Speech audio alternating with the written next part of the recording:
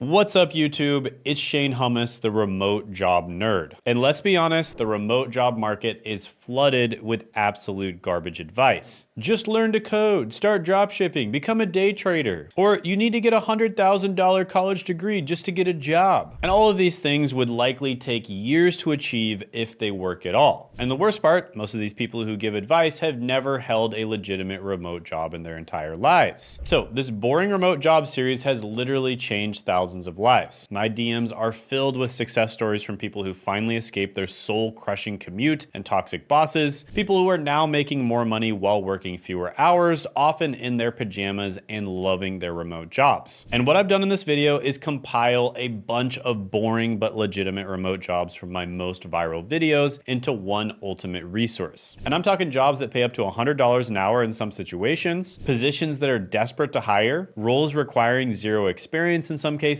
and opportunities that you can start literally tomorrow. You name it, we've got it in this video. And I get it, you're busy. You don't have time to watch 8 different videos searching for that perfect remote job. And that's why I created this compilation. While other YouTubers are stretching content across multiple videos to farm your watch time, I'm gonna give you everything in one place because I actually want you to succeed. So whether you need something high paying to replace your current income, a guaranteed position because you're desperate to quit tomorrow, or something realistic that you can start with zero experience, it's all here in one comprehensive video. So grab a notepad and cancel your plans for the next hour because I'm about to save you from decades of commuting hell, micromanaging bosses, and watching your life waste away in a fluorescent lit cubicle prison. These 78 boring remote jobs are your ticket to freedom, and they're all right here, right now. All right, let's kick things off with 12 boring but high-paying remote jobs that are hiring worldwide in 2025. These positions are perfect if you're looking for that sweet spot of minimal excitement but maximum income. All right, first one on the list is going to be a doozy, and that is a funeral sales specialist. Now, if you can talk about sensitive topics with grace and you have a knack for helping people plan for the inevitable, a funeral sales specialist might be your unexpected calling. Yeah, this one is a little bit dark, a little bit morbid, and not a lot of people probably even want to think about this, never mind doing it for a living. But let's talk about living wages in the business of the deceased. Entry-level specialists start at about $63,000 to $103,000 a year, and that's according to Glassdoor salary for funeral sales specialists that have 0 to 1 years of experience. Now, you might be turned off on this one, and I totally understand if you do. It's definitely not for everyone, but this Reddit post describes a funeral sale counselor's role in educating families about pre-planning while providing emotional support. And this position focuses on compassionate guidance rather than traditional sales, offering both personal fulfillment and solid compensation. So this and many other anecdotes on the internet say relatively good things about the position. So if you're becoming a little more open-minded to this role, here's your roadmap to success. First, get licensed in funeral service merchandise sales. And requirements vary by state, so look up how to do it for your state. Second, develop your empathy and emotional intelligence skills. Third, master CRM systems because follow-up is crucial. And finally, learn about different cultural and religious funeral traditions. For instance, there are many cultures and religions out there that actually cremate people. And then of course, there are other cultures and religions out there that believe in burying the dead. And for job listings, check platforms like LinkedIn and Indeed, or explore local cemetery websites for career opportunities in this field to get your foot in the door. And you could even consider cold emailing or cold calling mortuaries or cemeteries and asking them if you can have a job. So with that being said, I don't think this is good for a lot of people out there. It's definitely not the best choice for everyone. Sales in general is difficult as it is, and it's not going to be the right type of career for everyone. And then this is one of those career paths that, is definitely not going to be right for everyone. So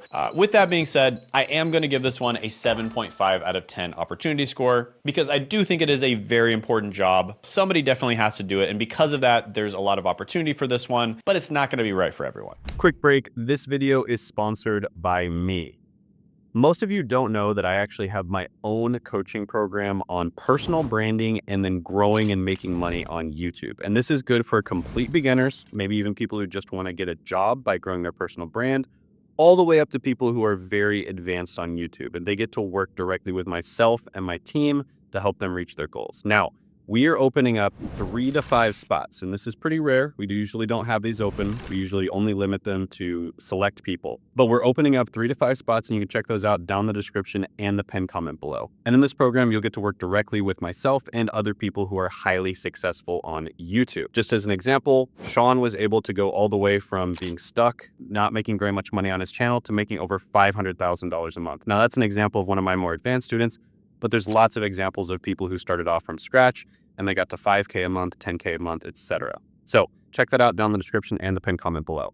Next on the list is going to be a software engineer or software developer, and we're just going to get this one out of the way right away. There are certain types of software engineering and software development that are especially boring. In many cases, they are like database related or architect related. In some cases, they might be like cybersecurity related, but the truth is many of them are quite boring. But that's not always a bad thing. And yeah, while you might spend your days staring at lines of code that look like hieroglyphics to everyone else, you'll be laughing all the way to the bank because software engineers and software developers make ridiculously good money. Now, let me hit you with some numbers that might make your eyes pop. Entry-level positions start off at $102,000 to $176,000 a year for full-time positions. And that's according to Glassdoor salary data. And if you land a gig at one of those tech giants, we're talking about potential earnings that could make your relatives suddenly remember you exist during the holidays. Now, I'm going to show you real stories to give you a better picture of what this role entails. Here's a Reddit discussion where a seasoned pro said blending technical skills with genuine curiosity about company goals leads to more impactful solutions. And here's Sarah, who shared that her day-to-day work involves coding, meetings, and personal time, showcasing a blend of professional and personal activities. Now let me break down how you can get your foot in this very profitable door. First, you'll want to master at least one programming language. Python or JavaScript are solid choices for beginners. Second, build a portfolio on GitHub. It's like your coding resume on steroids. Third, get comfortable with version control and collaborative tools. And finally, practice those technical interviews because they're like solving puzzles while someone watches you sweat. And when it comes to your search, LinkedIn is a very solid option. Also, Stack Overflow jobs and GitHub jobs are great places to look. And a pro tip here is to follow tech companies that you're interested in on Twitter or X, because they often drop job openings there before anywhere else. Now, with that being said, I do think this is a great opportunity. The market for software developer and software engineering jobs did get a bit tough over the last year and a half or so. It's not as good as it used to be, but it's still a lot better than lots of other markets out there. You know, some people act like the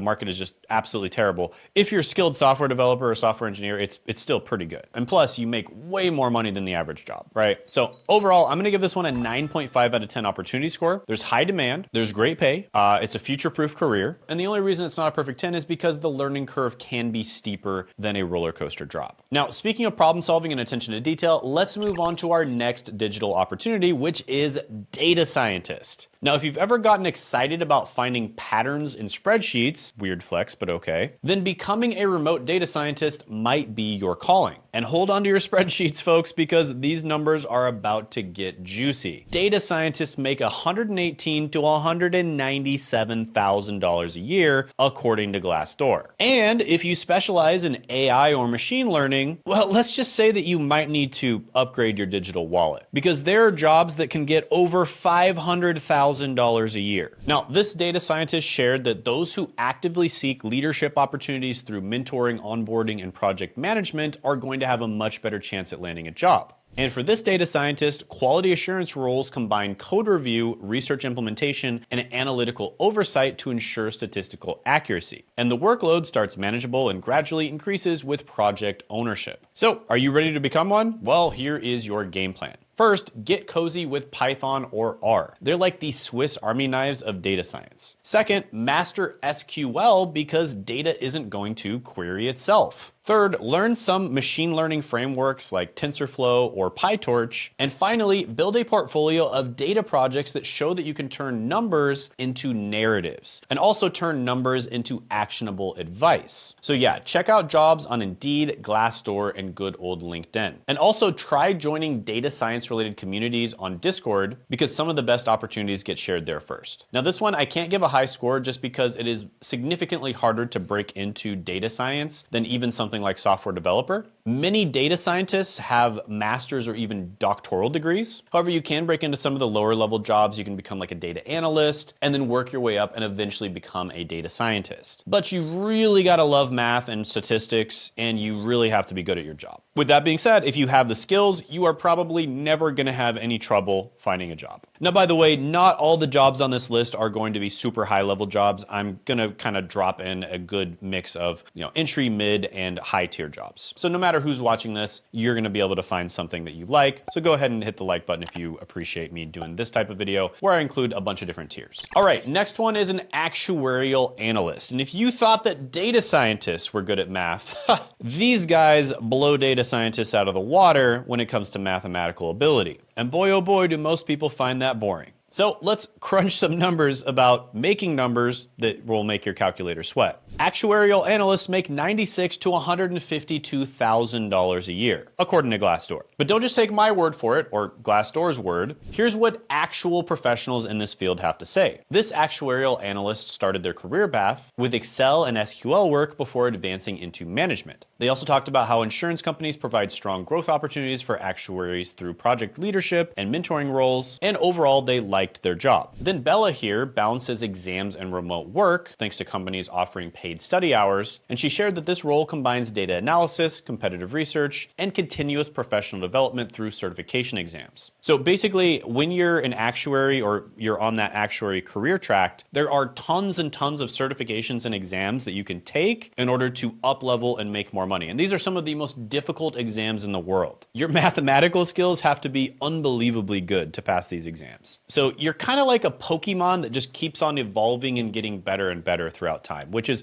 really cool to some people and probably really tedious and boring to others. Now, some websites you can go to check this out would be actuarialcareers.com, actuaryjobs.com, and the Society of Actuaries job board. And all job boards have external links to the homepage that can be used for this purpose. And all things considered, this career scores a solid 8.5 out of 10. Job security, rock solid. Great pay, absolutely. Plus, it's an ideal remote job for all of our math-loving introverts. Next on our list is going to be accountant. And if doing numbers makes your heart sing and balancing books gives you a strange sense of peace, then remote accounting might be your calling. Plus, this one isn't nearly as difficult to get into. And there's a lot of different types of accountants, and some of them don't even require a college degree. Plus, one upside is you'll never have to explain what you do at parties because everyone will suddenly remember that they need another drink when you mention that you're an accountant and you start talking about debits and credits. So accountants make about $57,000 to $92,000 a year, according to Glassdoor. And to show what this really looks like in practice, let me share some real stories. This day in the life of ECTA shows tax accountants balancing client consultations, software management, and continuing education requirements. And the role combines tax preparation with strategic planning, requiring about 60 weekly hours during peak season. And check out this Reddit conversation revealing how entry-level accountants can start through temp agencies at $20 per hour before rapid growth. And within 2 to 3 years, salaries can double with a potential for 6 figures, even without CPA certification. Are you ready to make counting money your moneymaker? Well, here's your roadmap. First, get certified. Whether it's a basic bookkeeping cert or going all the way to CPA, go ahead and get it. Second, master accounting software like QuickBooks and Xero. Third, get comfortable with cloud-based tools because paper ledgers are so 1925. And finally, develop your communication skills because numbers might not lie, but they definitely need explaining sometimes. Now, where to find these jobs? Well, this job is in high demand, so just check LinkedIn, Robert Half Remote Jobs, or Indeed, where thousands of positions are waiting to be filled. So I'm gonna go ahead and give this a strong 8.5 out of 10 opportunity score because the demand is as steady as taxes themselves, the pay is great, and every business needs someone to manage their money. Speaking of money, let's dive into another high-paying remote job you might be overlooking, and that is a financial analyst. So if market trends excite you, and you can explain compound interest without putting people to sleep, being a financial analyst might be your golden ticket. And for entry-level financial analysts, you can start earning about $83,000 to $131,000 a year. And you wanna know what this job looks like day to day? Well, let's hear from those who live it. Pearl, a financial analyst, spends most of her hours in Excel analyzing investment valuations and creating business cases. And for this role, expect a combination of project meetings, financial modeling,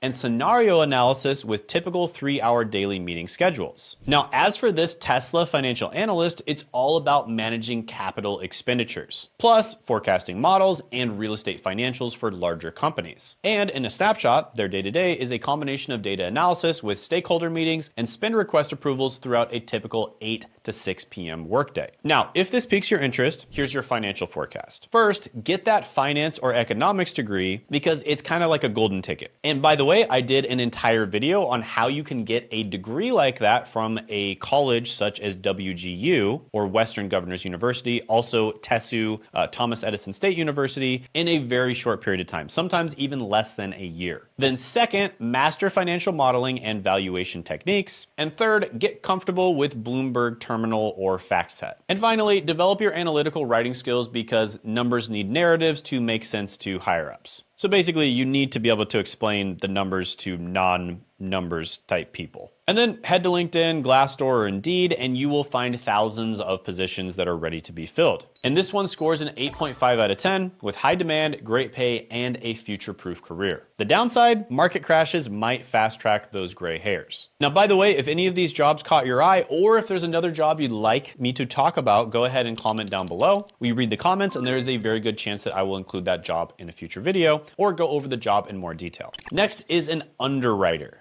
And if you've got a secret love for crunching numbers and analyzing what could go wrong, then an underwriting role could be your calling. And entry-level underwriters start around $62,000 to $104,000 a year. And the best way to understand this opportunity is through real examples like this one. Mallory reveals underwriters that can earn six-figure salaries reviewing insurance risks and making coverage decisions. However, strong time management is essential to handle heavy workloads. But the role offers location flexibility and plenty of room for career growth. And this conversation reveals how underwriters manage $10 million portfolios while juggling endorsements, renewals, agency visits, and multiple weekly meetings. And you may be expected to multitask across various operational responsibilities beyond core underwriting duties. So, are you ready to become a professional risk assessor? Well, here's your roadmap. First, get familiar with underwriting software and risk assessment tools. Second, study up on industry regulations, and I get it, boring but necessary, like flossing. Third, develop strong analytical skills, and finally, work on your decision-making abilities because maybe isn't a word underwriters get to use often. Now, LinkedIn alone has over 3,000 jobs available for the taking, so that would be a really good place to get started looking. This career gets an 8 out of 10. Stable demand, great pay, and remote friendly. Now let's shift gears to our next remote opportunity, project manager. If you love keeping multiple plates spinning while putting out fires, project management lets you orchestrate chaos into harmony from the comfort of your home. So let's talk about the money because these numbers are pretty sweet. Entry-level project managers start at around $79,000 to $133,000 per year, with more experienced project managers commanding higher salaries. And the reality of this job becomes clear when you hear stories like this one, where she shares that project managers spend 75% of their time coordinating meetings and stakeholder communications across global teams. And she shares that this hybrid role combines flexible remote work with strategic planning, status reporting, and constant adaptability. And here's a Reddit conversation that reveals a project manager who starts at 3 to 5 a.m. to sync with global teams, with meetings running from 5:30 to 7:30 a.m. And they dedicate their remaining hours to task work and next day preparation. Okay, so here's how to get started. First, get certified. PMP is kind of the gold standard, especially for beginner project managers. There's also Prince 2 or Agile certifications, depending on the company you're applying to. Second, master project management software, such as Jira and Microsoft Project. Third, develop your negotiation skills because scope creep is real. And finally, work on your diplomatic skills because you'll be dealing with everyone from developers who speak in code to executives who speak in buzzwords. And with over 44,000 jobs on LinkedIn alone, you're bound to find the perfect fit to kickstart your project management career. So yeah, project management I think is absolutely phenomenal. There's so many opportunities here. I think a really big key to this one is having some kind of like industry specific acumen or skills. But with that being said, I'm gonna give this one a solid 9 out of 10. All right, next on the list is a UX UI designer. And this is for the creative mind with a knack for analysis. So UX UI design is very artistic, it's very creative. You're basically designing the interfaces that people use on different websites, and you're making sure that users don't want to throw their devices out the window. But at the same time, the UI side of things is very analytical. So you've kind of got the art side and the analytical side of things all in one. So this is a very rare skill set, and if you are good at this, you can get paid really good money. And that's why you could make about $67,000 to $121,000 a year annually, according to Glassdoor. Now, here are some interesting stories from real-world professionals. In this video, Maureen details a UX designer's workday balancing focused design time with team meetings, but also user flows and wireframing tasks. And schedules would alternate between intense creative work and collaborative sessions with dedicated blocks for service blueprinting and stakeholder alignment. And the conversation reveals a remote UX designer's time allocation with 40% in meetings and only about 15% on actual design work. And their role heavily focuses on communication, documentation, and ticket management. So, do you think you have what it takes? Well, here's a quick design journey. First, master the Holy Trinity: Figma, Sketch, and Adobe XD. Second, build a portfolio that showcases your skill with the Holy Trinity and your problem-solving skills, not just pretty interfaces. Third, learn basic coding principles. You don't need to be a developer, okay? But you do need to be able to kind of speak their language. And finally, develop your user research skills, because assumptions are the mother of all UX disasters. And once you've done that, check out LinkedIn and Glassdoor for job opportunities in this field. And a pro tip is to get the Google UX Design Professional Certificate, which I'll go ahead and put down in the description and the pinned comment below, because it's a great place to get started.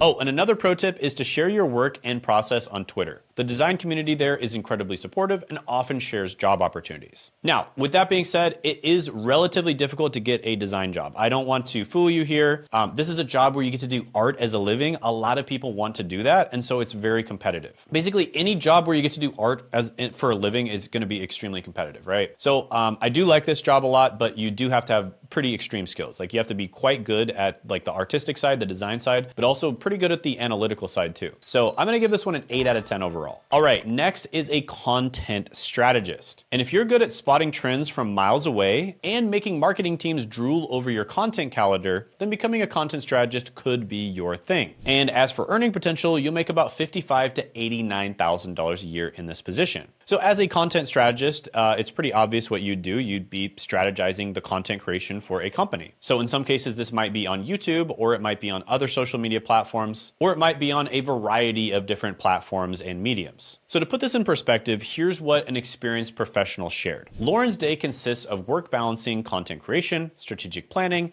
and platform management from 8 a.m. to 3 p.m. And her role combines creative media days with business-focused administrative work, emphasizing long-term organic marketing growth. And here, a seasoned pro discusses how to make content marketing teams face varying leadership approaches and organizational structures across different companies. And they pointed out that this role requires adaptability and data-driven strategies while navigating input from both marketing and non-marketing leaders. So, are you ready to become a content chess master? Well, here's your strategy playbook. First, master analytics tools like Google Analytics and SEMrush. And SEMrush is especially useful if you're making content for websites. Second, develop your audience research skills, because content without audience insights is just digital confetti. Third, learn content management systems inside and out. And finally, sharpen your storytelling skills, because even the most boring product has a story to tell. Now, as for opportunities, Glassdoor has over 1,000 jobs available for this role. And I really like this one. There's, of course, lots of different types of content strategists. You know, I'm a little bit biased. I think content strategy on YouTube is awesome. And I think there's more and more opportunities growing for this one. And there's just not a lot of people that know about it. So there's not really an infrastructure to get into the job. But at the same time, that means there's more opportunities for people that are a little bit creative about how they reach out to companies and get opportunities. So I'm going to go ahead and give this one an 8.5 out of 10 opportunity score. All right, next is a good one. We're going to go over a cybersecurity consultant role. And think James Bond meets tech genius. Cybersecurity consultants get paid top dollar to protect companies from digital villains, all while working from their secret home headquarters. And as to salary, entry-level consultants start around $90,000 to $157,000 a year. And that's according to Glassdoor.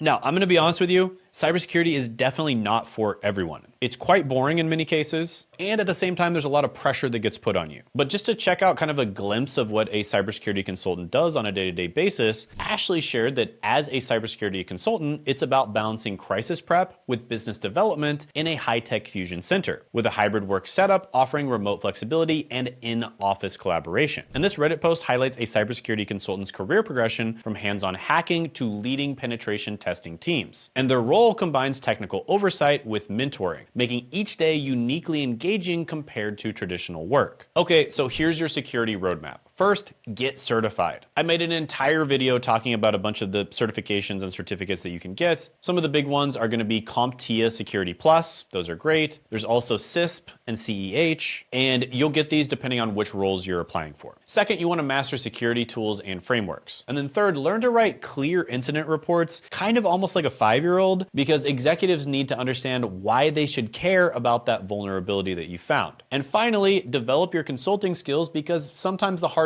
part isn't finding the security hole, it's convincing someone to fix it. And then go ahead and check out LinkedIn and Glassdoor for positions ranging from entry level to managerial roles. And I have to say, if you are able to learn cybersecurity skills, you are just absolutely set when it comes to jobs. Like, there are so many opportunities in cybersecurity. This is one of the only careers where I've seen people go from pretty much entry level, like almost zero experience at all, to making well over 6 figures a year, sometimes like multiple 6 figures a year in a super short period of time. So I'm gonna give this one a 9.5 out of 10 opportunity score. Now the catch, bad guys never sleep, so sometimes you won't either. Now, by the way, if you like what you're seeing so far, share this video with someone who might be interested in exploring one of these career paths. I understand that, you might be looking at some of these careers and like, that one's not for me, that one's not for me. But if you watch enough of these videos, you're definitely gonna find something that will resonate with you and it'll be a good fit for you. And then same thing with other people, because let's be honest, we're all different. Next on our list is business intelligence specialist. And for this role, you'll be turning mountains of data into actionable insights and making Excel pivot tables sing. And let's crunch some numbers about making money from crunching numbers. First of all, BI specialists start at about $88,000 to $148,000 a year. And let's look at how this plays out in the real world. Here's a BI analyst sharing their workflow using 2-week sprints and Jira for project management. And his focus involves data transformation and validation while building reliable data sets for stakeholder consumption. And check out this Reddit post where they shared their daily workflow combining morning meetings, dashboard development, and stakeholder training. And this specialist uses drag and drop tools like Tableau for data visualization while handling ad hoc requests through SQL and Excel. Now, if this catches your interest, here's a quick intelligence briefing. First, master BI tools like Tableau and Power BI. Second,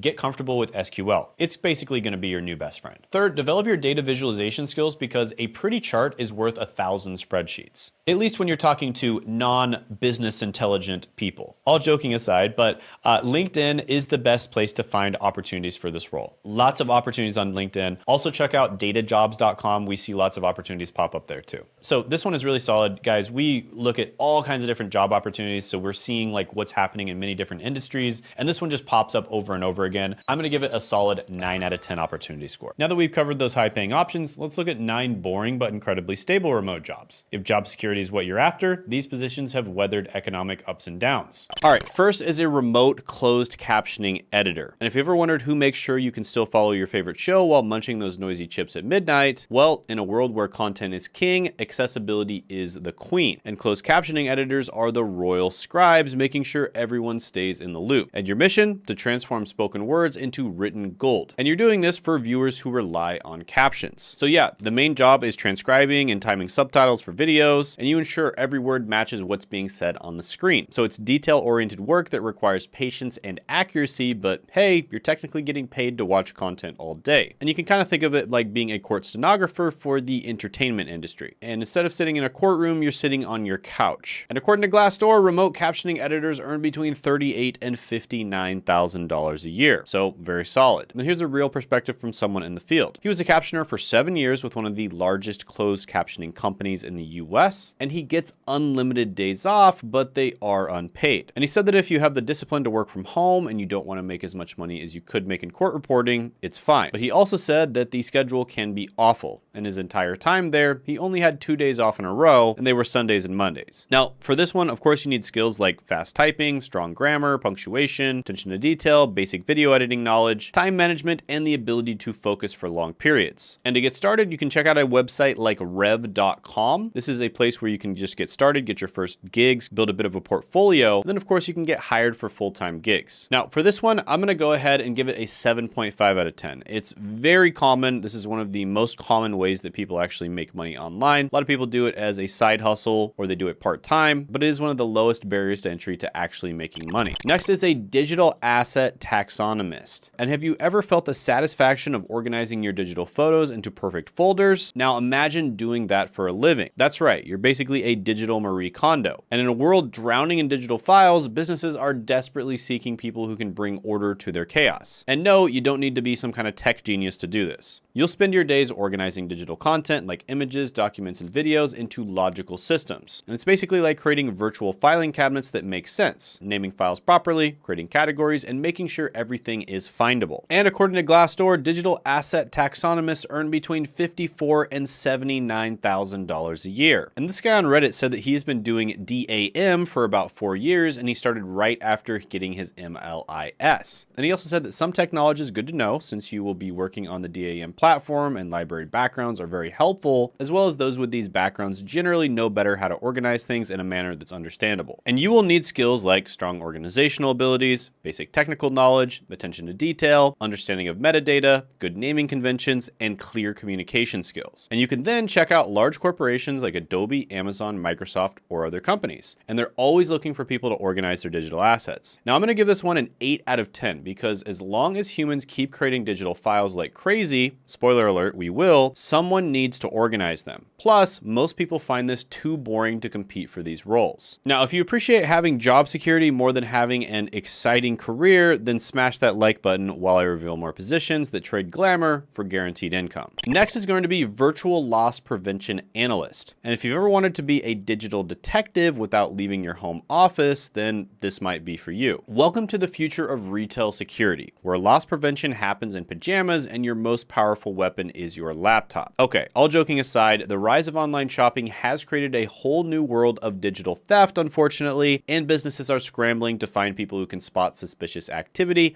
without ever stepping foot in a store. And you'll monitor transactions, analyze patterns, and investigate potential fraud, all from your home office. So you can think of it as being a detective, but instead of walking the beat, you're clicking through spreadsheets and security footage. And the best part is you'll never have to confront anyone in person. And based on Glassdoor data, virtual loss prevention analysts earn about $54,000 to $82,000 a year. So this is actually quite good. Plus, it can be a great segue into working in cybersecurity related careers, and cybersecurity related careers pay ridiculously well. Now, this guy on Reddit said that as a corporate security coordinator, most of his internal team members have a company issued laptop that can access the cameras at all sites under that employer's purview. And their alarm call procedure is that no one attends the site. It gets remotely checked, and then police are dispatched before anyone heads to the site. Now, you'll need to have some sort of basic data analysis abilities, pattern recognition, basic security knowledge, attention to detail, problem solving skills, and you have to be able to write reports, because you'll write probably a lot of them. And then you can check out major retailers like Nordstrom, Target, or Amazon, or Google, and you'll find various remote jobs. So yeah, I'm gonna give this one an 8.5 out of 10. I like the fact that it pays pretty well right off the bat, and there's a ton of jobs you can go into down the line that can pay 6 figures, even multiple 6 figures per year. Next is a remote loan document specialist. And if you've ever dreamed of being a paperwork superhero, yes, they exist, then you might be able to step into the world of virtual paper pushing perfection, where organization meets opportunity and documentation becomes an art form. And the mortgage and lending industry is desperate for people who can handle the mountain of paperwork that comes with every loan. And that's exactly what remote loan document specialists do. And guess what? Most of it can be done in your pajamas. And your job is reviewing, processing, and organizing loan documentation, and you'll check applications, verify information, and make sure every single form is filled out correctly. And believe it or not, this kind of work is basically AI proof just simply because of the fact that human beings have to check this stuff legally. So that's always a good sign, is when, like, legally speaking, there are actual human beings that have to do the thing. And it's honestly the kind of job that would make an adrenaline junkie fall asleep, but that's exactly why it's so stable. Yeah, this job makes librarians seem like they have adventurous lives, but you get paid about $45,000 to $63,000 a year. And this guy said that documentation specialists, at least on ROW jobs, are going to be the ones handling the back office document prep, filing of documents and files, and overall data management. And they may also help with reviewing contact notes and inputting into tracking spreadsheets. And the pay is significantly lower than agents, ranging on average from $20 to $30 an hour, which does show that there are other positions you can move into that pay better. Now, for this one, you need attention to detail, like obsessive levels of attention to detail, basic understanding of loan documents, organizational skills, data entry proficiency, and the ability to stay awake while reading financial documents, which might be pretty difficult, but you can do it. And you can then look for positions at major banks, mortgage companies, or lending institutions because they're always hiring, because most people find this work too boring to stick with. But honestly, this one's really solid. I'm gonna go ahead and give it a 9 out of 10 opportunity score, because this is a very common industry. It's not going away. There's tons of jobs available, and people's boredom in this job is your job security, because sometimes a boring job is a dream job. Now, let me know in the comments which of these positions sounds the least boring to you, or share your own boring but reliable remote job experience. Next is a benefits claims coordinator. And in this role, you can step into the world of benefits coordination, where you're the bridge between employees and their well-deserved perks, all while working in your favorite sweatpants. And while everyone else is chasing trendy tech jobs, you could be quietly making a comfortable living by helping people figure out their next benefits package. Not exactly TikTok famous, but definitely mortgage approved. And you'll process employee benefits enrollments, handle queries about healthcare coverage, and make sure everyone gets their insurance cards. And it's kind of like being a GPS for people lost in the maze of healthcare paperwork. So you can think of it as being a translator between humans and insurance companies, except instead of speaking different languages, you're translating benefit codes and policy numbers. And according to Glassdoor, benefits coordinators earn between $51,000 and $73,000 a year. An experienced coordinator shared that it took over a year to really grasp the role. He said that even now he still doesn't fully know what he's doing, but that's actually a good thing because the barrier to entry is going to be a bit higher. However, a lot of the time you don't need any experience to start, and the training is on the job. But you're going to have attention to detail, basic understanding of benefits packages, good communication skills, problem-solving abilities, patience with frustrated people, and Excel proficiency. Then you can look for positions at large corporations, insurance companies, or HR outsourcing firms that handle benefits administration. And I'll give this one an 8.5 out of 10 opportunity score, because as long as companies offer benefits, which is forever, someone needs to process them. Plus, the job is so boring that turnover is high, meaning there are always openings. Your boredom tolerance is your golden ticket. All right, next is a medical billing processor. And yep, this is just as boring as it sounds. You're going to be reading doctors' chicken scratch and turning them into billable codes. And the best part is you never have to see blood or deal with patients. Just your computer screen and endless amounts of numbers. You'll translate medical procedures into billing codes and submit claims to insurance companies. Sound mind-numbing? Well, that's exactly why it's guaranteed work. Most people can't handle the monotony. And according to Glassdoor, you make about $39,000 to $56,000 a year. Now, there's tons of medical billers out there, and they talk about their experience working remotely. One of them said that she has been working remotely since 2016, meaning she's been at a remote setup for nearly 10 years as a medical biller. Now, for this one, you'll need to have an understanding of medical terminology. It's honestly not that hard. You could probably learn most of what you need to know in a weekend, and then the rest you can just reference. Then you need to have attention to detail, basic computer skills, the ability to stay awake while reading medical codes, good luck with that, memory for numbers, and patience with insurance companies. Then you can check out major healthcare providers, hospitals, or medical billing companies, because they're always hiring. And let's face it, this job isn't exactly trending on Instagram. So I'll give this one a 9 out of 10 opportunity score, because I think that healthcare related jobs are extremely stable, and there's pretty much always going to be job openings here. We do a lot of research on remote jobs, and we see insurance and medical building related jobs all the time. Next is an insurance claims processor. And if you ever dreamed of solving puzzles for a living, well, this one is kind of like that, but it's a little bit of a boring puzzle, because the insurance industry is constantly looking for people who can handle the riveting task of processing claims all day. And your main task is reviewing insurance claims, verifying information, and deciding if claims should be approved or denied. Now, by the way, pro tip with all of these boring jobs, try getting an adjustable height desk and a walking treadmill. That way you can walk slowly, get your steps in, and get some exercise while you're doing all the boring work. So basically, in this position, you're almost like a fact checker for accidents and incidents.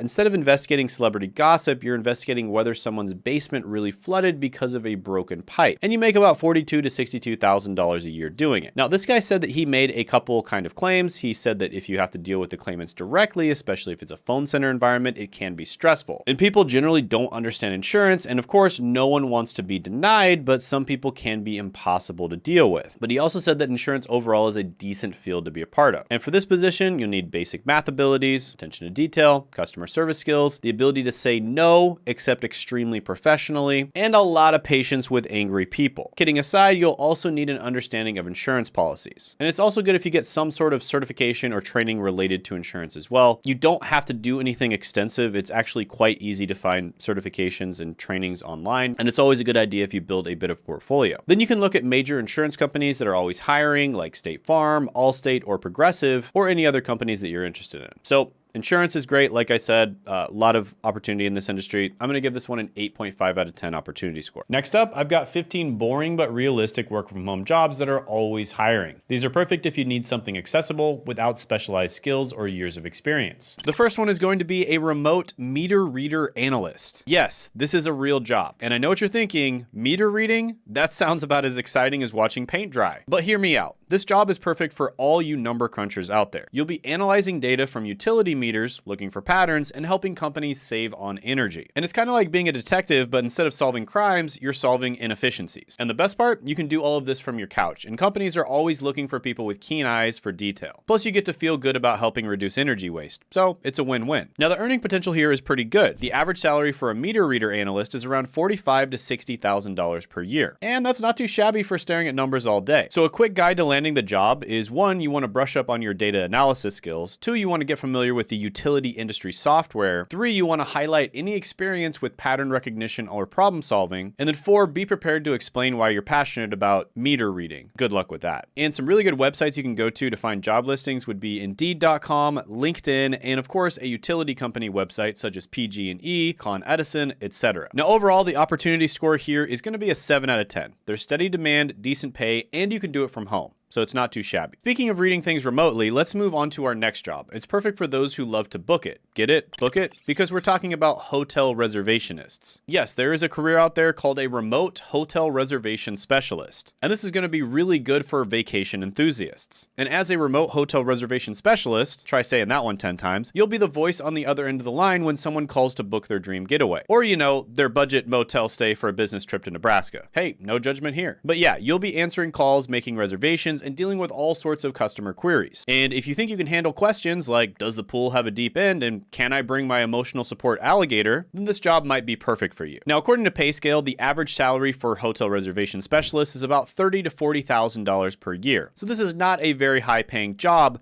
but it is relatively easy to get into. And there can be better jobs down the line that you can get into in the travel industry. Plus, some hotels offer travel discounts to employees. Now, a quick guide to landing the job would be to work on your customer service skills, practice your phone voice, because nobody likes a mumbler, learn about different hotel booking systems, and be prepared to work odd hours, because hotels never sleep. Now, some really good websites for job listings would be hcareers.com, Hospitality Online, and major hotel chain websites such as Marriott, Hilton, etc. Now, this one is relatively easy to get into, and it's kind of unknown, so I am going to give it an 8 out of 10 opportunity score because there's always demand, you can work from home, and who knows, maybe you'll book a room for a celebrity. From booking rooms to keeping the internet clean, let's go ahead and move on to our next thrilling opportunity, and that's going to be a content moderator. All right, internet warriors, this one's for you. As a content moderator, you'll be the unsung hero of the web, keeping social media platforms and forums safe for the rest of us. Your job, sifting through posts, comments, and images to make sure they comply with the community guidelines. And probably censoring people that your company doesn't agree with, let's be honest. So you can think of yourself as the bouncer of the internet, but instead of kicking out drunk people, you're removing spam, hate speech, and pictures of people's lunches. But it's not all bad though. Sometimes you might come across a really cute cat video. Now, when it comes to the earning potential, according to Indeed, the average salary for content moderators is around $35,000 to $50,000 a year. Not bad for scrolling through the internet all day, right? Now, a quick guide for landing the job is to familiarize yourself with various social media platforms, of course. Then you want to make sure to develop thick skin because you're going to see some really weird stuff. And then you want to be prepared to explain how you'd handle difficult situations. And then you want to learn about content policies and community guidelines. Some really good websites to apply for this type of job would be Indeed.com, LinkedIn, and major social media company career pages such as Facebook, Twitter, etc. Now, overall, I do think this one has pretty good opportunity. It definitely helps if you're actually already involved in the community that you want to become a part of. So for instance, if you are a big fan and you're involved in a particular video game community, that would be a really good place to be a moderator. But most people out there may not be involved in these types of communities. So for that reason, I'm going to give this one a 6.5 out of 10 opportunity score because there's always demand, but it can be mentally taxing. So proceed with caution. Speaking of managing online content, let's move on to a job that's all about creating it. And that's going to be a social media manager. All right, selfie queens and meme lords, this one is going to be for you. As a social media manager, you'll be the mastermind behind a company's online presence. And your job? Crafting witty tweets, curating Instagram-worthy photos, and trying to make LinkedIn interesting. Good luck with that last one. And you'll be juggling multiple platforms, engaging with followers, and trying to make even the most boring products seem cool. So you think you can make a plumbing company go viral? This might be the job for you. Now, according to Glassdoor, the average salary for social media managers is around $50,000 to $70,000 a year. So not too shabby for professional tweeting, huh? Now, a quick guide to landing this job is to 1, build your own social media presence, 2, learn about different social media platforms and their algorithms, 3, develop your writing and visual design skills, 4, be prepared to explain how you'd handle a PR crisis, like when the CEO accidentally tweets something embarrassing. And some websites for job listings would be Indeed.com, LinkedIn, and creative job boards like Behance or Dribbble. So this one is actually a pretty good opportunity. I'm gonna go ahead and give it a 9 out of 10 because there's high demand, it's creative work, and you can do it from anywhere with internet. So from managing social media to shaping young minds, let's move on to our next exciting opportunity. And that's going to be an online tutor. So for this one, we're calling all brainiacs and knowledge enthusiasts. And as an online tutor, you'll be sharing your wisdom with students from the comfort of your own home. And your job? Explaining complex topics, answering questions, and trying not to facepalm when a student asks if the American Revolution happened before or after World War II. That's right, you'll be helping students ace their tests, understand difficult concepts, and maybe even develop a love for learning. Plus, you'll get to feel smart every day. Who doesn't want that? Now, for the earning potential here, according to ZipRecruiter, the average salary for an online tutor is around $40,000 to $60,000 per year. But if you specialize in high-demand subjects such as SAT prep or advanced math, you could earn even more. And this is something I did back in college, where I actually started to earn over $100 per hour doing this, and I help people to study for this test called the PCAT. Now, a quick guide to landing the job is to 1, choose your subject area of expertise, 2, get comfortable with video conferencing tools, 3, develop patience, because you're gonna need it, and then 4, be prepared to explain complex topics in simple terms. Now, some websites that are really good for job listings would be tutor.com, Chegg, as well as VIP Kid. And that one is specifically for teaching English to international students. So yeah, this one has high demand, flexible hours, and you get to make a difference in student lives. I'm gonna give it a 9 out of 10 opportunity score. Also, this one can be done as a side hustle, a part-time job, or a full-time gig as well. So it's extremely flexible. Next on the list is going to be the unsung heroes of the business world, the customer service representatives. Now, I know what you're thinking, dealing with angry customers all day? No thanks. But hold on. It's not all doom and gloom. In fact, it can be pretty rewarding. You're basically a problem-solving superhero minus the cape and tights. And you're gonna be helping people sort out their issues, and sometimes you might even get a thank you. Imagine that. Plus, you'll get to perfect your fake laugh for when customers tell terrible jokes. It's a skill, trust me. And the best part, you can do all of this from your living room, even in your pajamas if you want. Just don't forget to put on a shirt for video calls. Now, the earning potential here is relatively low compared to a lot of the other ones on the list. It's usually gonna be anywhere from $25,000 to $50,000 per year, especially when you first start out. So a quick guide to landing the job is 1, you wanna brush up on your communication skills, 2, you wanna practice your patience, 3, you wanna get familiar with common customer service software, and 4, you wanna prepare for scenario-based interview questions. Some really good websites for job listings are gonna be Indeed.com, FlexJobs.com, and ZipRecruiter.com. And overall, this one is really easy to get into. I'm gonna give it an opportunity score of 8 out of 10 because there's high demand, flexible hours, but it can also be emotionally draining. So as long as you realize that this is pretty boring and kind of mind-numbing repetitive work, and you're probably also gonna be dealing with a lot of Karens, this one should be okay. Speaking of patience, our next job might test yours in a whole new way. Hope you've got your listening ears on because you're gonna become a transcriptionist. So welcome to the world of transcription, where every word counts. Literally. And as a transcriptionist, you'll be turning audio into text faster than you can say, "Can you rewind that, please?" And it's perfect for those of you who've always dreamed of being a human subtitle machine. And you'll get to listen to all sorts of interesting and sometimes not so interesting conversations, interviews, and lectures. And who knows, you might even learn something new like how to pronounce otorhinolaryngologist without tripping over your tongue. Just remember, what happens in transcription stays in transcription. No gossiping about those juicy corporate meetings you're typing up. Now, typically, you're gonna earn anywhere from $15 to $30 per hour, depending on your speed and specialization, and that comes out to making about this much per year. Now, a quick guide to landing the job would be to improve your typing speed to at least 65 words per minute, practice your listening skills, familiarize yourself with transcription software, and take a transcription test to prove that you have the skills. And some websites for job listings and just to get started in general would be rev.com, transcribe GetMe.com and GoTranscript.com. And overall, this one is not the most glamorous one. It is very mind-numbing. It's very boring, as we talked about before, but I'm going to give it a 7 out of 10 because there's steady work available, but it can be repetitive and it requires focus. Now, if you thought transcribing was deal-oriented, wait until you see what's next, because I hope you've got your thinking cap on. And that's going to be an online survey taker. If you've ever wanted to get paid for your opinion, well, now's your chance. As an online survey taker, you'll be the voice of the people, or at least the voice of the people who like to click buttons. And you'll be answering questions on everything from your favorite brand of toothpaste to your political views. And it's kind of like being on a game show, except the prizes are smaller and you don't have to wear a ridiculous costume. Unless you want to, I mean,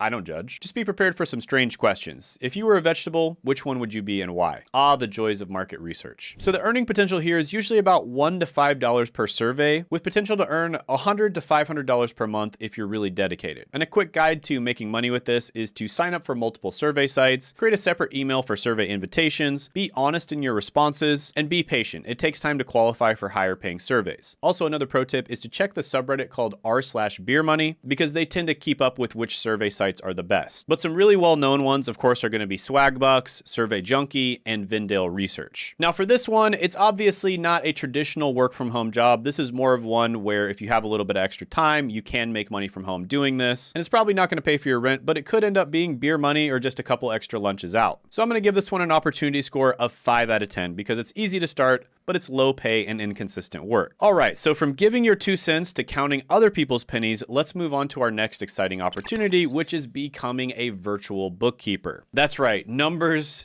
everywhere, but not a digit to spare. Welcome to the world of virtual bookkeeping, where balance sheets are your best friend and Excel is your playground. As a virtual bookkeeper, you'll be keeping businesses' finances in check, all from the comfort of your own home office. And it's perfect for those of you who find a joy in reconciling accounts and get a thrill from perfectly balanced books. Just imagine, you could be the superhero that saves a small business from the chaos of mismanaged finances. Cape optional, calculator mandatory. Now you're typically going to start off making around $30,000 to $60,000 per year, and a quick guide to landing the job is to 1, get certified in bookkeeping or accounting, 2, familiarize yourself with popular accounting software, such as QuickBooks, 3, develop a keen eye for detail, and 4, build a portfolio of your work, with dummy data, of course. Now some websites for job listings would be accountingdepartment.com, Robert Half, and Indeed.com. And overall, this one has a ton of opportunity, not just for bookkeeping, but for other lower level accounting positions. I'm going to give this one a 9 out of 10 opportunity score because there's high demand, good pay, but it requires specific skills and attention to detail. So from balancing books to decoding medical jargon, our next job might have you reaching for the aspirin, and that's going to be a medical coder. All right, medical coders, time to scrub in. Don't worry, no actual scrubbing required. As a medical coder, you'll be translating doctor's notes into a secret language of numbers and letters. And it's kind of like being a spy, but instead of natural secrets, you're going to be dealing with billing codes for ingrown toenails. That's right, you'll become fluent in medical jargon faster than you can say supercalifragilisticexpialidocious. Just remember, ICD-10 code W61.62XA means struck by duck. Yes, that's a real code. And no, I don't know why it's necessary. But you're going to have to know it. And the earning potential here is actually $35,000 to $60,000 per year with potential for higher earnings with certifications. So a quick guide to landing the job would be 1, get certified as a medical coder, either CPC or CCS. And of course, this kind of depends on the area you live in, etc. And also a lot of the time the company will actually train you on this stuff. 2, study medical terminology and anatomy. Then you want to familiarize yourself with coding systems such as ICD-10, CPT, and HCPCS. And then 4, just practice.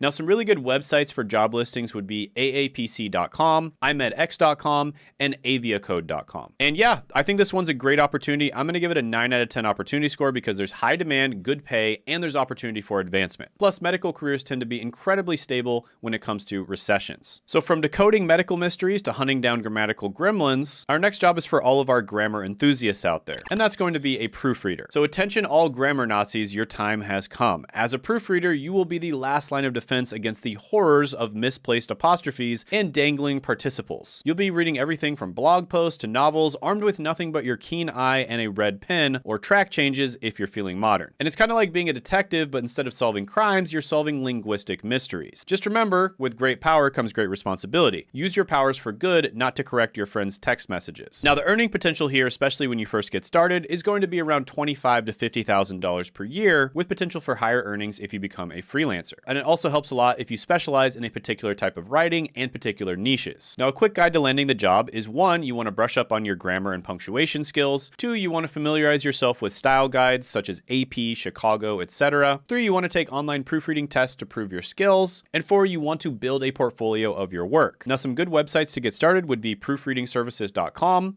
scribindi.com, and editfast.com. And overall, I'm going to give this one a 6.5 out of 10 opportunity score because there's steady demand, but it can be competitive and it does require strong language skills. All right, so from hunting down typos to hunting down talent, let's see what our next job has in store. That's right, we're talking about a virtual recruiter. So welcome to the world of virtual recruiting, where you're basically a professional matchmaker for the corporate world. As a virtual recruiter, you'll be playing Cupid between job seekers and companies, all from the comfort of your home office. And you'll be sifting through resumes faster than a teenager swipes through TikTok videos. And it's kind of like being a detective, talent scout, and salesperson all rolled into one. Plus, you'll get to crush people's dreams or make them come true, depending on how you look at it. But just remember, we'll keep your resume on file is the corporate equivalent of it's not you, it's me. Now, the earning potential here, especially when you first get started, is likely going to be between $40,000 and $80,000 per year, with potential for higher earnings with commissions. Now, as most of the jobs on this list, when you niche down, when you specialize, you can make much more money. Now, a quick guide to landing the job would be to 1, develop strong communication and negotiation skills. 2, familiarize yourself with applicant tracking systems. 3, build a network in your industry of choice, and specifically for the type of job that you're likely going to be hiring people for. And a pro tip here would be to try to hire people for jobs that you're very familiar with. And then 4, practice conducting video interviews. So this is going to be amazing for you if you're a good judge of character. Now, some good websites for job listings are going to be, of course, LinkedIn Jobs,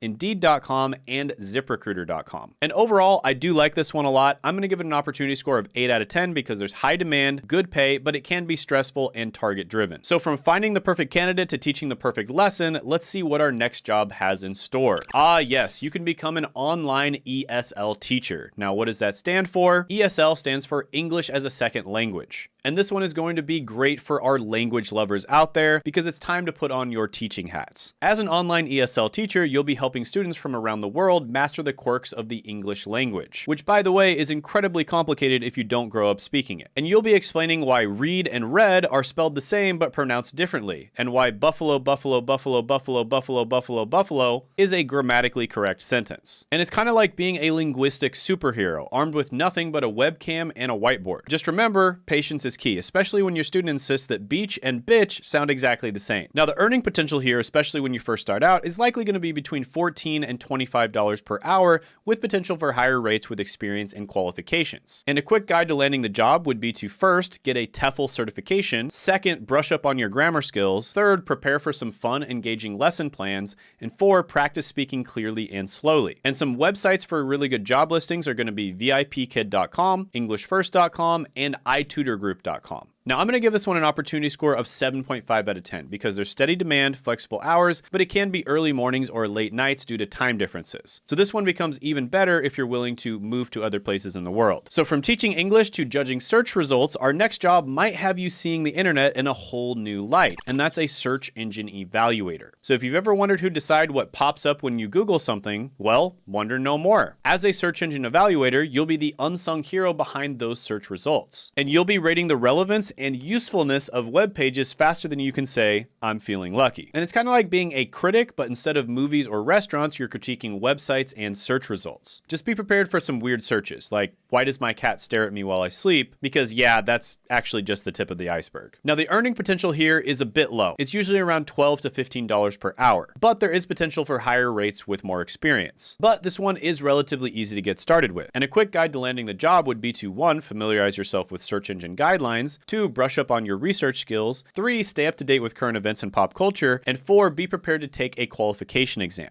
Now, some websites for job listings would be Appen.com, Lionbridge.com, and iSoftStone.com. And overall, this one is not the best one on the list by far, but it is relatively easy to start making money. I'm going to go ahead and give it a 6 out of 10 opportunity score because there's steady work available, but it can be repetitive and it does require constant focus. All right, so evaluating searches to planning virtual soirees, our final job might have you reaching for a digital party hat, and that's going to be a virtual event planner. So last but not least, we've got the party planners of the digital world, which are are virtual event planners. And as a virtual event planner, you'll be orchestrating online gatherings smoother than a jazz ensemble. And you'll be juggling time zones, managing tech hiccups, and making sure everyone's mic is unmuted when it should be and muted when it shouldn't. And this is kind of like being a ringmaster in a digital circus, complete with occasional clowns who can't figure out how to turn on their camera. Just remember, you're on mute is the new check, check. Is this thing on? So the earning potential here, especially when you start out, is probably going to be around $40,000 to $70,000 per year, with of course potential for higher earnings for larger scale events. And a quick guide to landing the job is to 1, familiarize yourself with various virtual event platforms, 2, develop strong project management skills, and 3, brush up on your problem solving abilities. Oh, and it's probably a good idea to build a portfolio of successful virtual events as well. And you could even start off just doing this locally and not getting paid for it, but that's a good way to build your portfolio. And some websites for job listings would be eventbrite.com/careers, LinkedIn Jobs, and Indeed.com. And overall, this one's pretty good. There's growing demand, good pay, but it can be stressful and requires excellent multitasking skills. I'm going to go ahead and give it an 8 out of 10 opportunity score. Let's switch back to the money makers. Here are 9 more boring but high-paying remote jobs that are always hiring in 2025. And these differ from our first batch because the hiring demand is consistently high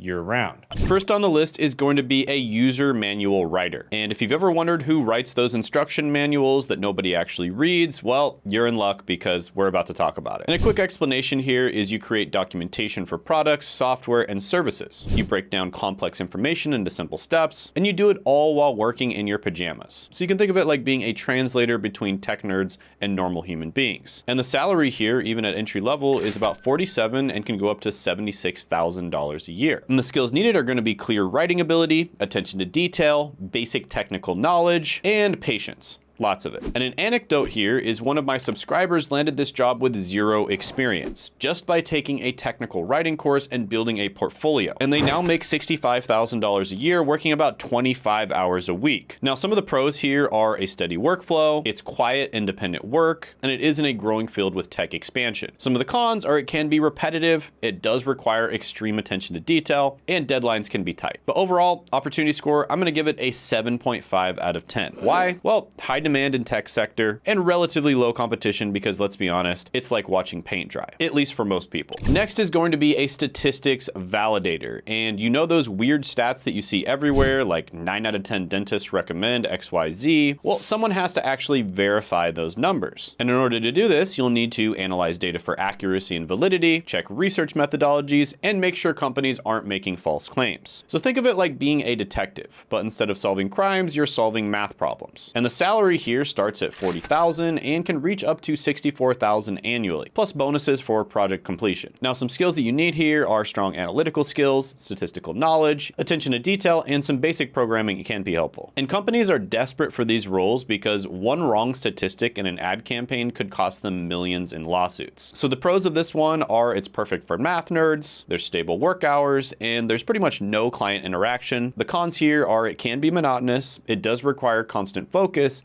and there is deadline pressure. But overall, I'm gonna give this one an opportunity score of 8 out of 10. Why? Because there's growing demand due to data-driven marketing and strict advertising laws. Now, by the way, drop a comment below with which of these jobs interest you the most. I read every comment, and I might make a detailed video about the most requested ones. Next is going to be a WordPress support technician. And if you ever wondered who fixes websites when they break at 3 a.m., this is that position. So you'll help people fix their WordPress websites, troubleshoot plugin issues and themes, and basically be like a website doctor. And you can think of it being like an IT superhero saving small businesses one crashed website at a time. And the salary here at the entry level starts off at $42,000 and it can reach $63,000 a year with experience. Now, the skills needed here are going to be WordPress knowledge, basic HTML and CSS, problem-solving skills, and customer service mindset. And the pros are it's always in demand, it can lead to business ownership, there's flexible hours, and the cons are it can require odd hours in some situations. You do need to stay updated with changes, and it can be stressful during emergencies. So overall, I'm gonna give this one an opportunity score of 9 out of 10. Why? Well, WordPress powers 43% of all websites, and that number keeps growing. And if you know someone who's good with numbers or doesn't mind working a boring job, go ahead and share this video with them. They might thank you later. Next is going to be a documentation writer. And this is different from manual writers. These folks document internal processes for big companies. And basically, you create internal documentation for companies, you write process guides and SOPs, and you basically turn chaos into order. And you can think of it like being a corporate Marie Kondo.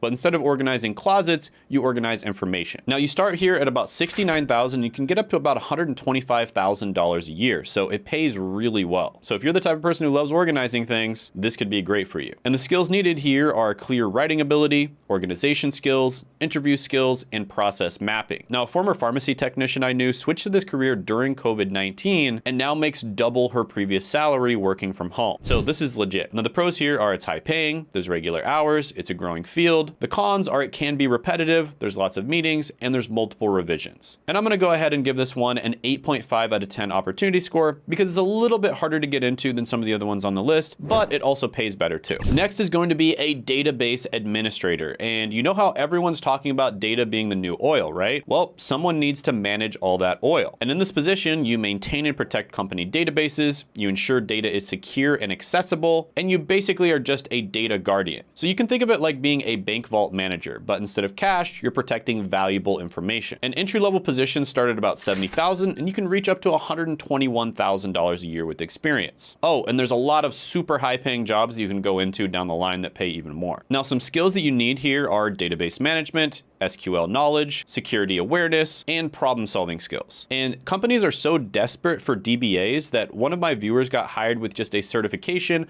and basic experience, and they now make 6 figures working remotely. Now, the pros here are high salary potential, job security, and regular hours. The cons are on-call rotations, high responsibility, and constant learning is required. Now, I'm gonna give this one an opportunity score of 9.5 out of 10 because I've actually seen people land this job with very little experience. It's also a critical role, there's high pay, and there's growing demand. And by the way, don't miss out on more hidden job opportunities like this. Hit that subscribe button and notification bell to stay updated. Next is a lead management coordinator. And you know all those sales leads companies get? Well, someone has to make sure that they don't get lost. And that's exactly what you'll be doing in this position. You'll track and manage incoming sales leads, you'll ensure proper follow-up, and basically be a traffic controller for potential customers. Now, the base pay starts at about $54,000 and you can reach up to $83,000 with experience, plus commission opportunities. And again, it's one that's relatively easy to get into. You basically don't have to have any experience, or if you do have to have experience, you can very easily generate it in,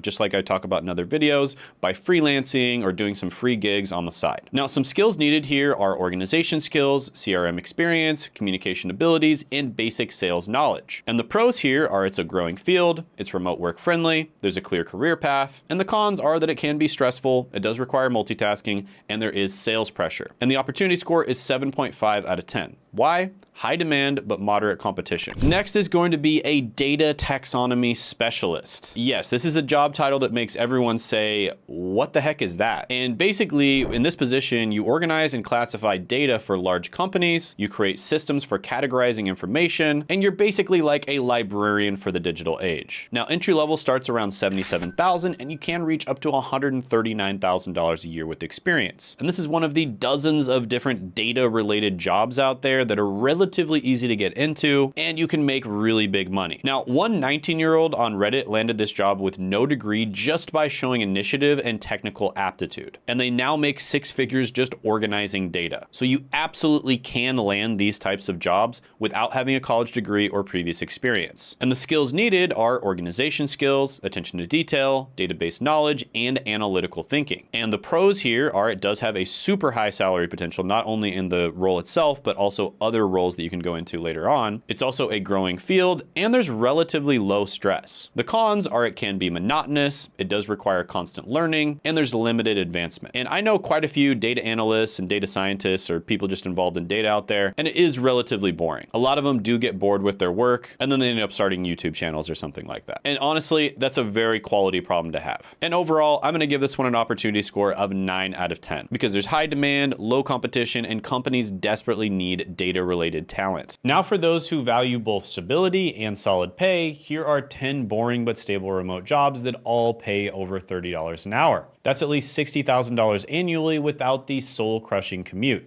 First, we've got a trust and safety agent. And with this job, I want you to imagine that you're a digital bouncer for social media platforms. But instead of checking IDs at a club, you're going to be keeping the internet safe while working from your couch. That's right, I'm talking about a trust and safety agent. Let me explain what that means. A trust and safety agent protects users and platforms by reviewing content, enforcing community guidelines, and identifying potential threats, basically serving as the internet security guard while working from home. And here's where it gets interesting. According to Glassdoor, a trust and safety agent earns between $61,000 and $112,000 a year. Now, you might be thinking this requires years of experience, but here's what's really cool. Companies care more about your customer service skills than fancy degrees. Don't you dare hang up on me!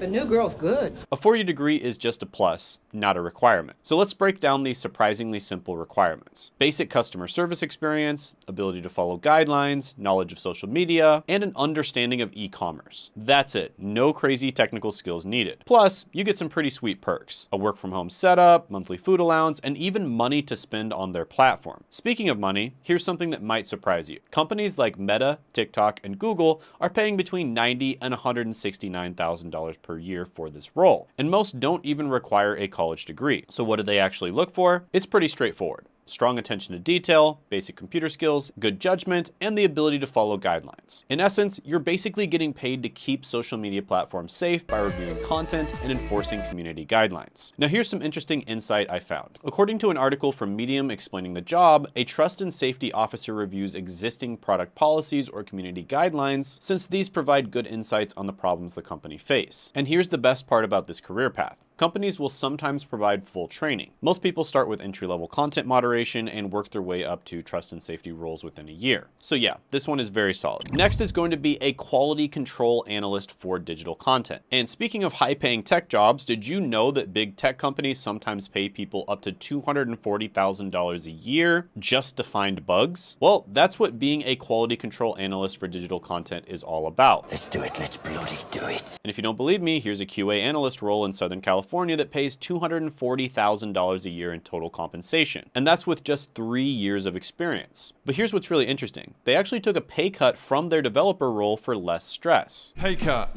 pay cut, pay cut. And this isn't just one person's experience. I found another QA tester who said I was a manual QA, then automated QA, then web dev, and now I'm back to QA. The lower stress trade-off is 100% worth it. So there's less stress, and it's probably a little bit more boring than something like software developer. So what exactly do quality control analysts do? Well, let me break it down. They test software applications, they find and document bugs, they automate testing processes, they ensure user interfaces work properly, and they validate API functionality. Now let's talk money. The salary range when you start off is $53,000 to $84,000 a year for most positions. However, as I just showed a few seconds ago, you can absolutely make it to 6 figures and beyond. But here's the industry secret that I uncovered. I found a QA tester who revealed that knowing basic coding puts you way ahead. Now they said there's a lot of competent QA testers who don't know much about coding. So having dev experience gives you a massive advantage. Now, let me explain why this job is particularly future-proof. Every tech company needs QA.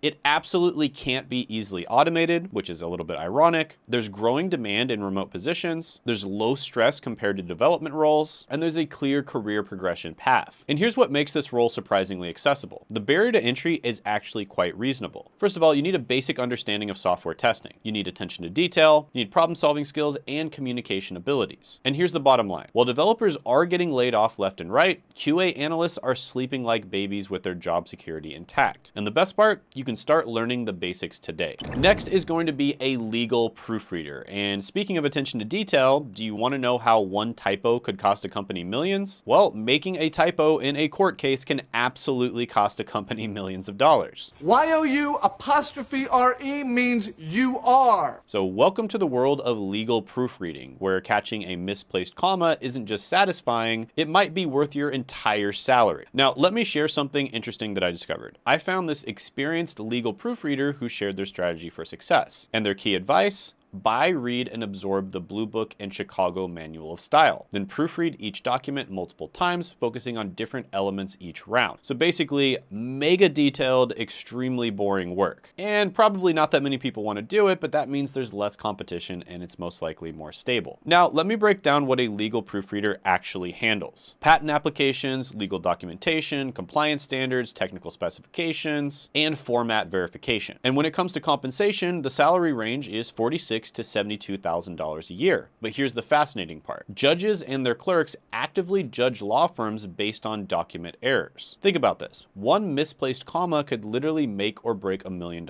case. So what do you need to succeed in this role? Well, let me break it down. An extremely sharp eye for detail, an understanding of legal terminology, knowledge of style guides, a methodical approach to review, and it helps to have basic understanding of patent law. Now, here's why this job is ridiculously stable. Companies always need patents, and AI can't reliably proofread legal documents. On top of that, remote work is increasingly common for this role, and an economic downturn doesn't really affect patent filings. Plus, the intellectual property industry is growing. And here's the best part. No law degree is required. Your attention to detail matters more than legal expertise. Now, speaking of job security, here's something interesting. While AI might be replacing a lot of jobs, it won't replace legal proofreaders anytime soon. Oh, thank God. Oh, thank God. After all, would you trust AI with a $1 million patent application? Probably not. Next is going to be a data manager. Now, imagine this. If watching paint dry had a corporate cousin, this would probably be it. But here's the twist. Paint drying doesn't pay $96,000 a year. But you know what does? The job of a data manager. And a professional data organizer put it perfectly. There's no end state in data management. It's like cleaning your room if your room keeps generating a mess while you clean it. So you can think of it like being a librarian for numbers. Let me paint you a picture. The books keep multiplying, someone's constantly misfilling them, the shelves rearrange themselves, and somehow the entire company depends on finding the right book instantly. Sounds like a pretty necessary and stable job. Now let's talk about the really interesting part, the salary. We're looking at $59,000 to $96,000 a year for essentially playing digital janitor. And let me tell you what skills you'll actually need for this role. The patience of a saint, the ability to stare at spreadsheets without losing your sanity, basic database knowledge, and an inexplicable love for organizing things. Now, here's the truth about this job. Companies need you to do it, but it might get boring. Why? Well, let me break it down. First, it's repetitive. Also, the work is never really done. And most people would rather watch grass grow.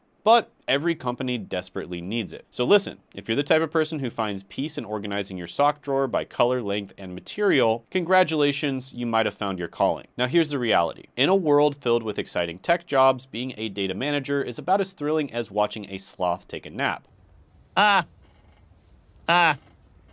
But when layoffs come around, guess who's still getting paid to alphabetize spreadsheets? And hey, if organizing data has caught your interest, you might want to level up even further. Next is going to be a benefits coordinator. And speaking of organizing things, ever wondered who's actually reading those 500-page benefits manuals that everyone else pretends to read? Well, meet the benefits coordinator, the person who gets paid $73,000 to know exactly which page talks about your dental insurance. Page 394.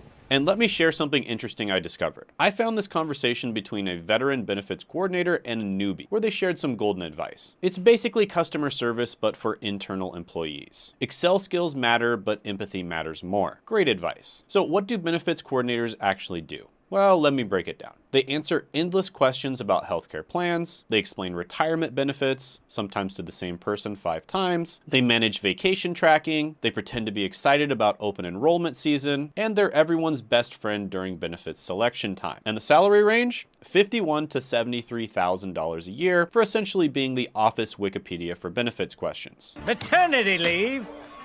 You're a male.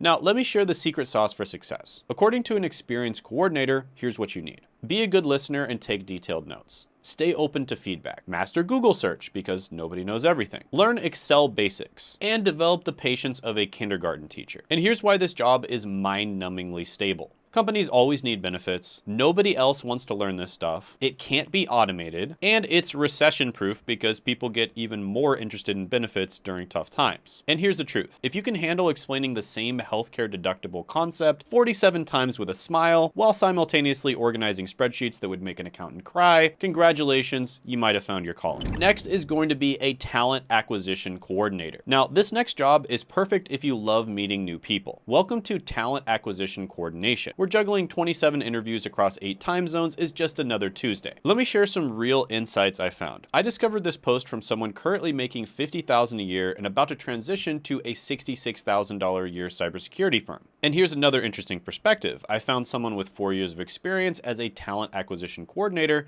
who's currently earning $110,000 a year in New York City. So what's fascinating is while the standard range is $51,000 to $72,000 a year according to Glassdoor, some are making significantly more. And let me break down what you'll actually do in this role. Play email ping pong with candidates, master the art of calendar management, become a professional ghost hunter for candidates who disappear, perfect your sorry for rescheduling email template, and navigate the endless sea of recruitment paperwork. Now, what does it take to succeed? Well, here's what you'll need. Organization skills that would make Marie Kondo jealous, the ability to send 500 emails without losing your soul, calendar management wizardry, the patience to handle last-minute cancellations, and a talent for herding cats, also known as hiring managers. And here's why this position is so stable. People always quit jobs. People always enter jobs. Companies always need new people. Someone needs to handle the chaos. Recruitment never stops, and this definitely can't be automated. Now here's the industry secret. Tech companies tend to pay way better, or just companies that tend to have more money like finance. And if you can handle being the human version of a scheduling algorithm while maintaining your sanity, this boring job might just be your ticket to stable employment. Plus, you'll probably be the first to know about layoffs, which means job security by insider information. Speaking of coordinating talent, let me coordinate some insights from you. Drop a comment below telling me which of these stable jobs caught your eye. Your feedback helps me to create more videos about the opportunities you're actually interested in, and also comment if there's one I should have put on this list that I didn't. It might make it into a future video, because there's like tens of thousands of different jobs out there, so give me a break, come on. Next is going to be a document reviewer, and boy does that sound boring. Now, you know those people who actually read the terms and conditions? You agree that Apple may charge your credit card for any products purchased in the iTunes store? Well, they're now making $79,000 a year doing basically the same thing. I'm talking about the job of document reviewer. And let me share something interesting I discovered. I found this document reviewer who perfectly summed up the job. 99% of my day is case reviews and calls. It's not extremely fascinating work, but I actually enjoy looking at different documentation styles. And what's particularly interesting is that they make $68,000 in a low cost of living area and bumped up to $77,000 after moving somewhere more expensive. Now, let me break down what this job actually entails. Here are the core responsibilities. Reviewing legal or medical documents for accuracy, identifying compliance issues before they become problems, ensuring consistency across documentation, flagging potential liability issues, and maintaining quality control standards. Now here's what makes this position particularly stable. Automation can't replace human judgment and context, regulatory requirements keep increasing and changing, remote work is becoming the norm, and every industry needs documentation review. Plus, the cost of errors far outweighs the reviewer's salaries. And here's the surprising part. The required skills are actually pretty basic. You need a strong attention to detail, basic industry knowledge, the ability to focus for long periods of time, good written communication skills, and an understanding of compliance standards. And the salary range is $51,000 to $79,000 a year. But here's what no one tells you. Many companies offer overtime opportunities, and you can often leverage remote work to earn big city salaries while living in low-cost areas. And here's the bottom line. The world is continuously innovating, and someone needs to make sure all the boring but critical details are perfect. And that someone makes a very stable living doing it. Next is a policy writer. And speaking of writing important documents, if you're that type of person who can explain complicated stuff in simpler terms, you should make money out of it.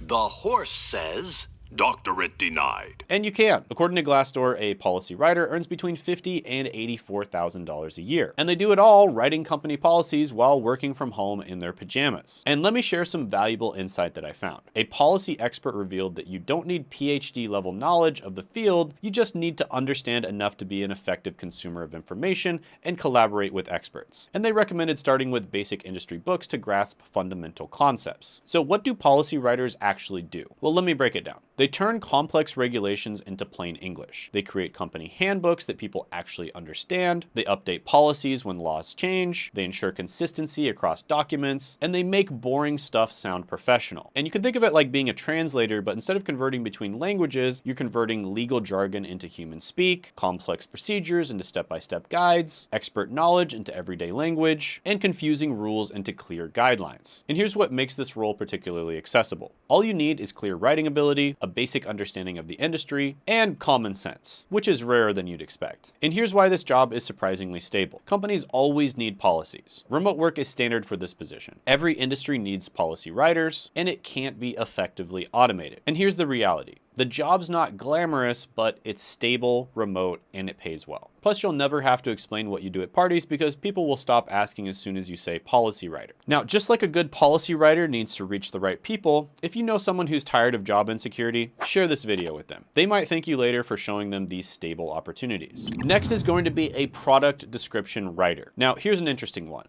If you can make socks sound sexy and convince people they need a premium potato peeler, then there's a $94,000 a year check waiting for you. And this is what a product description writer does, by the way. And I found this product description veteran who shared some golden insight. I've written for craft supplies, clothing brands, head shops, and major electronic retailers, and here's the secret. Bigger brands have stricter requirements, but they pay significantly better. And let me break down what you'll actually do in this role. You'll turn boring products into must-have items. You'll write 300 unique ways to say high quality, you'll make everyday items sound revolutionary, and you'll master the art of SEO-friendly fluff. Plus, you'll convince people that they need a premium version of something they already have. Now, what skills do you need to succeed? Here's the list. The ability to get excited about literally anything, creative ways to say good, a basic understanding of SEO or search engine optimization, a talent for stating the obvious elegantly, and an enthusiasm for describing USB cables. And here's what makes this role particularly stable. E-commerce keeps growing. Products always need descriptions, and it can't be effectively automated. AI descriptions sound too robotic. Plus, companies constantly launch new products, and remote work is pretty standard in these positions. Now, here's what makes this boring job beautiful. The salary range is $51,000 to $94,000 a year for essentially being a professional hype person for an inanimate object. Plus, you'll develop the superpower of making anything sound interesting. All right, I'll take them. They're probably worthless. Probably. Leave the telescope. Now here's a pro tip from industry veterans. Target bigger brands. They might be pickier about requirements, but they pay substantially better and provide steady work for extended periods. And let's be real, tech jobs might be great, but someone needs to write 500 words about why this spatula is different from every other spatula ever made. Next is a data tagger. And speaking of detailed work, do you want to get paid $30 an hour to be as nitpicky as humanly possible, where you can make money being obsessively detail-oriented? Yes, yes, yes, yes. And let me share something interesting I discovered. I found this experienced data tagger who shared something fascinating about DAT, or Data Annotation Tech, which is one of the famous companies for this job. They pay the best in the industry, up to $30 an hour with no coding required. But here's the catch. They won't tell you if you're doing well or poorly. You'll either just stop getting projects or you start getting better ones. And let me break down what the job actually involves. Labeling images, videos, or text for AI training, being ridiculously precise with classifications, following strict tagging guidelines, maintaining consistent quality for hours, and teaching robots what things are, literally. Now, here's the golden rule they don't tell you. Quality is everything. As this tagger mentioned, take breaks when you need to. I'd rather make less money than ruin a good gig by turning into subpar work. And here's the exciting part. As you do quality work, the pay will definitely reward you, earning as much as $110,000 a year. Now, as you can imagine, this position is becoming more and more necessary as people are tagging different things for AI. And although it might be boring, it is definitely a necessary position as AI is becoming bigger and bigger. Now, let me share what personality traits you'll need to succeed. An obsessive attention to detail, logical thinking patterns, natural perfectionism, the ability to focus for long periods, and most importantly, comfort with repetitive tasks. And here's why the job is particularly stable. AI needs human tagged data to learn. It's one of the few things that can't be automated. There's growing demand in tech, remote work is standard, and unlimited work is available if you're good. But here's the bottom line. If you're the type of person who's been accused of being annoyingly perfectionist, this might just be the perfect career for you. If you're a beginner looking for something incredibly realistic to break into remote work, these next 5 boring but realistic remote jobs you can do require minimal experience but still offer solid income potential. Data entry specialists are the ones who take all that messy, unorganized information and turn it into neat little rows and columns that make accountants and analysts weep with joy. Now, why is it boring? Well, imagine typing the same thing over and over again until your fingers go numb and your brain starts to leak out of your ears. But here's what you need to know. Some of the skills required are going to be the typing speed of a caffeinated cheetah, attention to detail of a forensic scientist, and the patience of a saint. And for all that, you make about $36,000 to $51,000 a year. And these these types of jobs are incredibly easy to land. Now, this person knows what being a data entry specialist is. She explains that it includes inputting large volumes of data into a database and then verifying the information. And the best way to get started is you want to practice your typing speed. So you want to aim for at least 60 words per minute. Then you want to familiarize yourself with data entry software like Microsoft Excel and Google Sheets. And then you want to look into entry-level positions on job boards such as Indeed or FlexJobs. Now, some of the pros of this one are you're going to have flexible hours. There's pretty low stress overall, unless you're prone to carpal tunnel. And you can listen to podcasts or audiobooks while working. Some of the cons are it's about as exciting as watching grass grow. It can be incredibly repetitive, and it might turn you into a human keyboard. Now, I know what you're thinking. Data entry, that sounds about as fun as getting a root canal. And you're not wrong, but here's the thing. This job is like the plain white t-shirt of the remote work world. It might not be flashy, but it's versatile, reliable, and it gets the job done. Plus, think about it this way. While you're mindlessly typing away, you can be plotting your next big move, learning a new skill, or daydreaming about that beach vacation that you'll be able to afford with your steady paycheck. And one thing that's really good about data entry is you can actually use it as a way to get into the data analytics or data science world. So there are really good jobs you can go into down the line. Moving on to the next on the list, we have the thrilling world of quality assurance testing. It's like being a professional nitpicker, except instead of annoying your friends and family, you get paid to annoy your coworkers. Quality assurance testers are kind of like the tech world's Sherlock Holmes. They investigate every nook and cranny of software, websites, and apps, searching for bugs and glitches with the determination of a bloodhound on the scent. Now, why is it boring? Well, picture yourself clicking the same button 500 times just to see if it breaks on the 501st click. It's like watching paint dry, but with more carpal tunnel. Now, here's what you need to know. The skills required are going to be attention to detail that borders on obsessive, the ability to follow testing protocols, and the patience to do the same thing over and over and over again. And for all of that, you get paid about $46,000 to $73,000 a year starting out. And one thing that's great about this one is there's lots of room for vertical growth. There's many other jobs you can go into after getting some experience as a QA tester that pay even better. Now, here's a post talking about the coolest achievements of QA testers. And according to this person, they've trained 150 people in dev and have set the bar for the level of quality in their company. Here's another one who recently got a job as a QA tester. And this person changed careers at 36 years old. And while it was risky, he took the leap of faith because he wasn't happy with his old job. He took a couple of Udemy courses and YouTube tutorials, namely Java Introduction to Manual Testing, Postman, Jira, ISTQB, and started to prepare for the interviews. And he was rejected at first with the first interview for lack of experience, but got an offer at the second company. Now, the way to get started here is to learn basic coding and scripting languages, familiarize yourself with testing methodologies and tools, and look for entry-level QA positions or internships. Now, the pros are it's very satisfying for people who love finding and fixing problems. You can work on a variety of different projects, and you get to see and test new products before they're released. The cons here are it can be very repetitive. It might ruin your enjoyment of using software or apps casually. And you have to deal with developers who insist, it's not a bug, it's a feature, bro. Now, I know what you're thinking. Quality assurance, isn't that just playing video games all day? Well, sometimes yes, if you're doing video game quality assurance, but it's playing video games with the express purpose of trying to break them. It's like being paid to be the annoying kid who always finds the glitches in games, except now you're helping make the games better instead of just bragging about it on forums. Plus, think about it this way. As a QA tester, you're the last line of defense between buggy software and the general public, and you're saving the world from frustration, one error message at a time. It's a dirty job, but somebody's got to do it. Now, before we go any further, I want to know your thoughts on the video. Comment down below, because the next one is going to be one of my favorites, and that is a medical billing and coding specialist. And it's kind of like being a detective, except instead of solving murders, you're solving why Medicare won't cover grandma's bunion surgery. Medical billing and coding specialists are the unsung heroes of the healthcare world. They're the ones who translate doctors' chicken scratch into codes that insurance companies can understand and make sure healthcare providers actually get paid. Now, why is it boring? Well, imagine spending your day turning stub toe into S93.401A. It's kind of like playing the world's least exciting game of secret code. So let's break it down. The skills required here are attention to detail. If you haven't noticed, this is a theme. Understanding of medical terminology, and the ability to decipher doctors' handwriting, which is a superpower in itself. And for all of that, you get paid about $43,000 to $62,000 a year, which is not bad for an entry-level job. Now, a lot of the time, this one does require some training, but usually the companies will provide the training themselves. And here's a really good post asking about a lot of questions regarding the position. And there's a response from a user who's very generous with their time. There's some really interesting questions here, including, can I become medical coding and billing specialist with just a certification? And the answer to that is yes. All the person has to have is a high school degree and a cert, specifically AAPC CPC for professional services. Now, some other advice that they recommend is if you don't have a medical background, try taking medical terminology and anatomy courses.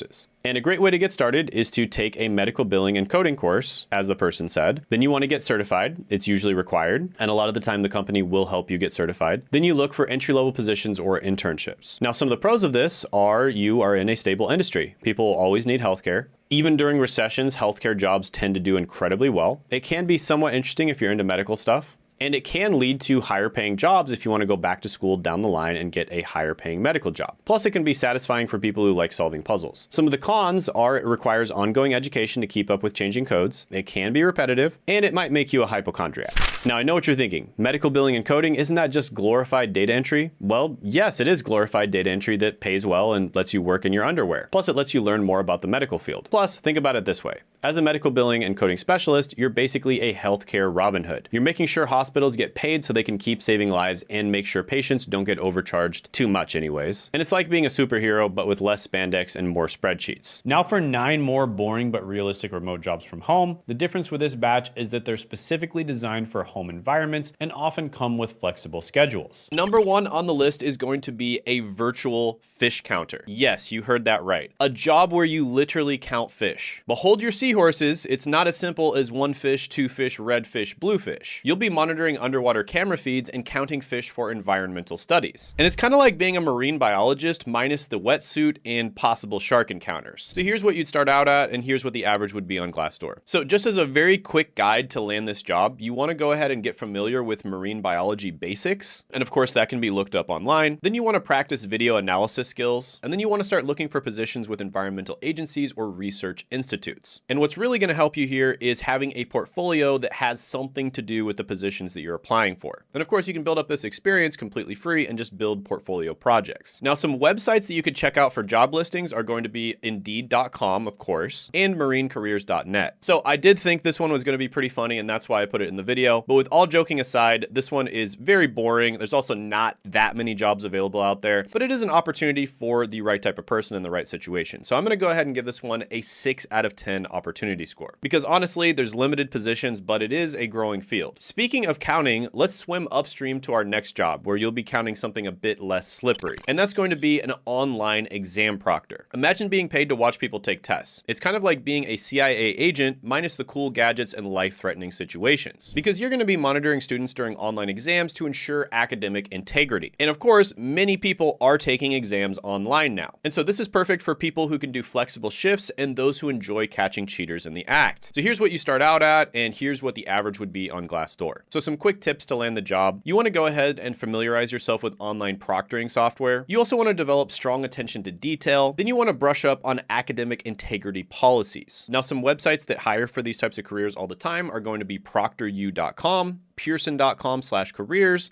and of course, flexjobs.com. So the opportunity score for this one is going to be 8 out of 10. It's got high demand, especially during exam season. So it's especially good if you're okay with working flexible shifts and working a lot more during exam season. But with that being said, you're probably not going to stay in this one as a full-time career. So from watching test takers to listening to talkers, our next job on this list might have you reaching for the mute button. And that's going to be a transcript editor. Now, if you've ever watched a YouTube video with hilariously bad auto-generated captions, this job might be for you, because you're going to be the superhero of saving viewers from caption confusion. You'll edit and format transcripts of podcasts, videos, and interviews for publication. And so this one is perfect for the grammar Nazis out there and those who can decipher mumbled words as well. So here's what you'd likely start off for an entry-level job, and here's what Glassdoor says is the average earning for this career. Now, I will say that this is one of the most common job types that people initially do when they're first trying to make money online. A lot of the time, it's a bit of a gateway gateway job where people just do it for a short period of time just to be able to bridge the gap between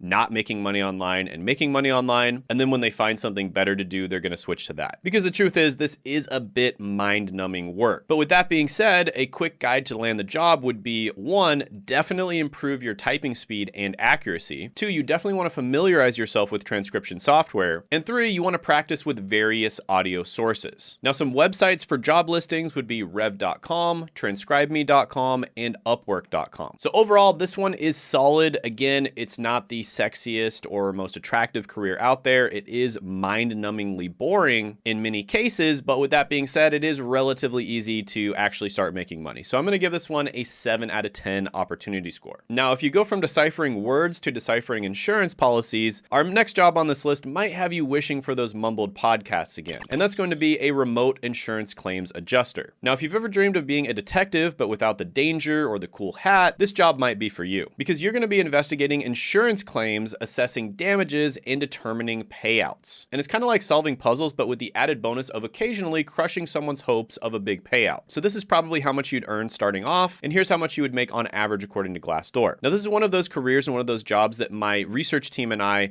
we see all the time. There's so many opportunities in this industry, but with that being said, it does tend to have a bit lower job satisfaction. So if you're one of those people where you don't mind doing a job that's probably pretty boring and has low job satisfaction, and you just want to get your foot in the door and start working remote, this is one of those jobs that has a ton of opportunity, but it's probably not something you want to do forever. So what you want to do here in order to land the job is, of course, first get familiar with insurance policies and regulations. Then you want to develop strong analytical and problem-solving skills. And then, depending on the state you live in, you might want to consider getting a claims adjuster license. And the websites that you can check for jobs that are available would be Indeed.com, insurance-jobs.com, and Glassdoor.com. So overall, this one has a ton of opportunity, lots and lots of open jobs. We literally see like thousands and thousands of them every single time. And it's not just this exact career, but it's just the insurance industry in general. But with that being said, these are not the most desirable jobs. So I'm going to go ahead and give this one an 8.5 out of 10 opportunity score. Now, from adjusting claims to adjusting ad bids, our next job might have you clicking more than a restless gamer, because not only does this job pay well, but it also is relatively enjoyable too. So the next job on the list is going to be a pay-per-click campaign manager. And if you've ever wondered who's responsible for those ads that seem to read your mind, well, you're about to join their ranks, because you're going to be managing pay-per-click advertising campaigns and constantly tweaking and optimizing to get those precious clicks. And it's kind of like playing a never-ending game of digital whack-a-mole. Now, you'd probably start off making anywhere between this range, and Glassdoor says on average you make about this much. And when it comes to websites for job listings, of course, there's a lot on LinkedIn.com, also a lot on Indeed.com, and remoteok.io, but there's honestly a bunch of random job boards that have pretty good digital marketing related listings as well. This one gets a 10 out of 10 opportunity score because it's high demand, it's also growing, and people actually enjoy digital marketing jobs. So the next job is going to be a digital asset librarian. And if you're the type of person who color codes their closet and alphabetizes their spice rack,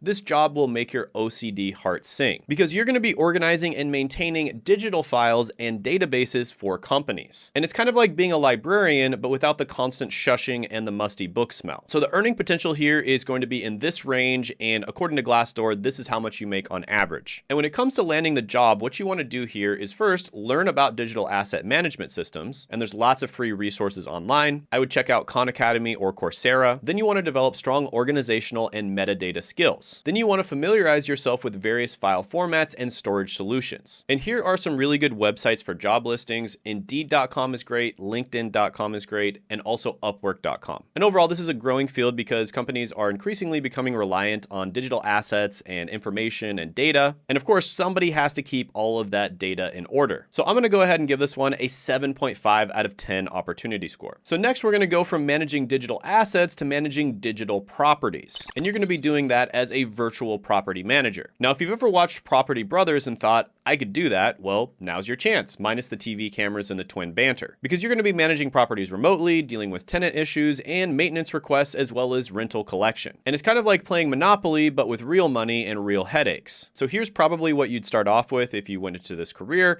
and here's what people make on average on Glassdoor. So some quick tips to land this job is, first of all, you want to learn about property management software. You can literally use ChatGPT to study up on this and know more than like 99% of people within a few days. Then you can familiarize yourself yourself with landlord-tenant laws. So this is something where you have to study a little bit more and kind of know what the laws are in your area or the areas that you would be serving. And then you want to develop strong communication and problem-solving skills. Now, real estate is another one of those industries where whenever we do these types of videos where we're searching for open job opportunities, there is just opportunity after opportunity after opportunity in the real estate industry. So this might be a really good opportunity for you if you want to get into real estate and maybe do something else, or if you just need to get a quick job just to get your foot in the door working remote, and then you want to move on to something else later on down the line. And a couple good websites for job listings is going to be Indeed.com and ZipRecruiter.com. So this one I'm going to give an 8.5 out of 10 opportunity score because there's steady demand, and it's a career where you can actually do other things down the line that are going to pay even better. So yeah, this one's pretty good. So next, we're going to go from decoding medical jargon to decoding excuses for late payments. And this job might have you missing those incomprehensible doctor's notes. And that's going to be a collections specialist. So last but not least, we have a job that's perfect for those with thick skin and a talent for awkward phone conversations, because you're going to be contacting people who owe money and try to collect on those payments. So it's kind of like being a telemarketer, but instead of selling products, you're selling the idea of paying their debt. So you're even more annoying. Now, all joking aside, this is another one of those careers and another one of those industries where we see countless amounts of jobs available. The truth is, most people don't want to be that annoying person who calls people about debt collection. It's a very uncomfortable job to do. So if you're okay with that and you really just want to get a remote job and you want to get one fast, this is another one of those jobs that's very, very easy to get into. And I'm not saying you're going to be doing this forever. However, there are really good positions you can move into later on down the line, and you can always move into a different industry as well once you've got some experience. So here's the earning potential. This is probably what you'd be paid starting off, and here's what Glassdoor says you'd make on average. Now, in order to get started with this, you want to develop strong negotiation and communication skills, and you really want to just have thick skin. That's the main thing that you need, because you can pretty much just follow the script. Then you also want to learn about debt collection laws and regulations, and then you want to practice staying calm in stressful situations, because you are going to have a lot of people that get mad at you. Now, some websites here for job listings are going to be Indeed.com and ZipRecruiter.com, and overall, I'm going to give this one an opportunity score of 8 out of 10. And always remember, sometimes the most unexciting jobs can lead to the most exciting paychecks. And sometimes making boring but realistic content on YouTube can also be the same way. And finally, let's wrap it up with 9 boring but reliable remote jobs where companies are literally desperate to fill positions, and these are perfect if you want the upper hand in negotiations or need to get hired ASAP. Now let's start with a position that might sound basic, but it's absolutely essential. And that's going to be an inbound care coordinator. So imagine being the person who ensures that patients get the care that they need right when they need it. And as a remote inbound care coordinator, you'll be connecting patients with doctors, managing appointments, and helping people navigate their healthcare journey. And the best part, you're making a real difference in people's lives without leaving your home. So let's look at the rewarding compensation in this field. According to Glassdoor, an inbound care coordinator earns about $43,000 to $62,000 a year. And here's a company that's hiring for the role all the time. It's called ChartSpan. The healthcare company's mission is essentially to improve the quality of life of patients through personalized preventative care programs. And a quick browse on their career page, and you'll find that they're looking for inbound care coordinators all the time. And if you're not convinced you should work for this company, take it from someone who's still working there. This is one of the reviews on their Indeed company page. This employee has been with ChartSpan for the past 4 years and considers it as the best place for them. And while the role's not for everyone, since it's a call center type of position, it has flexibility and the management is great.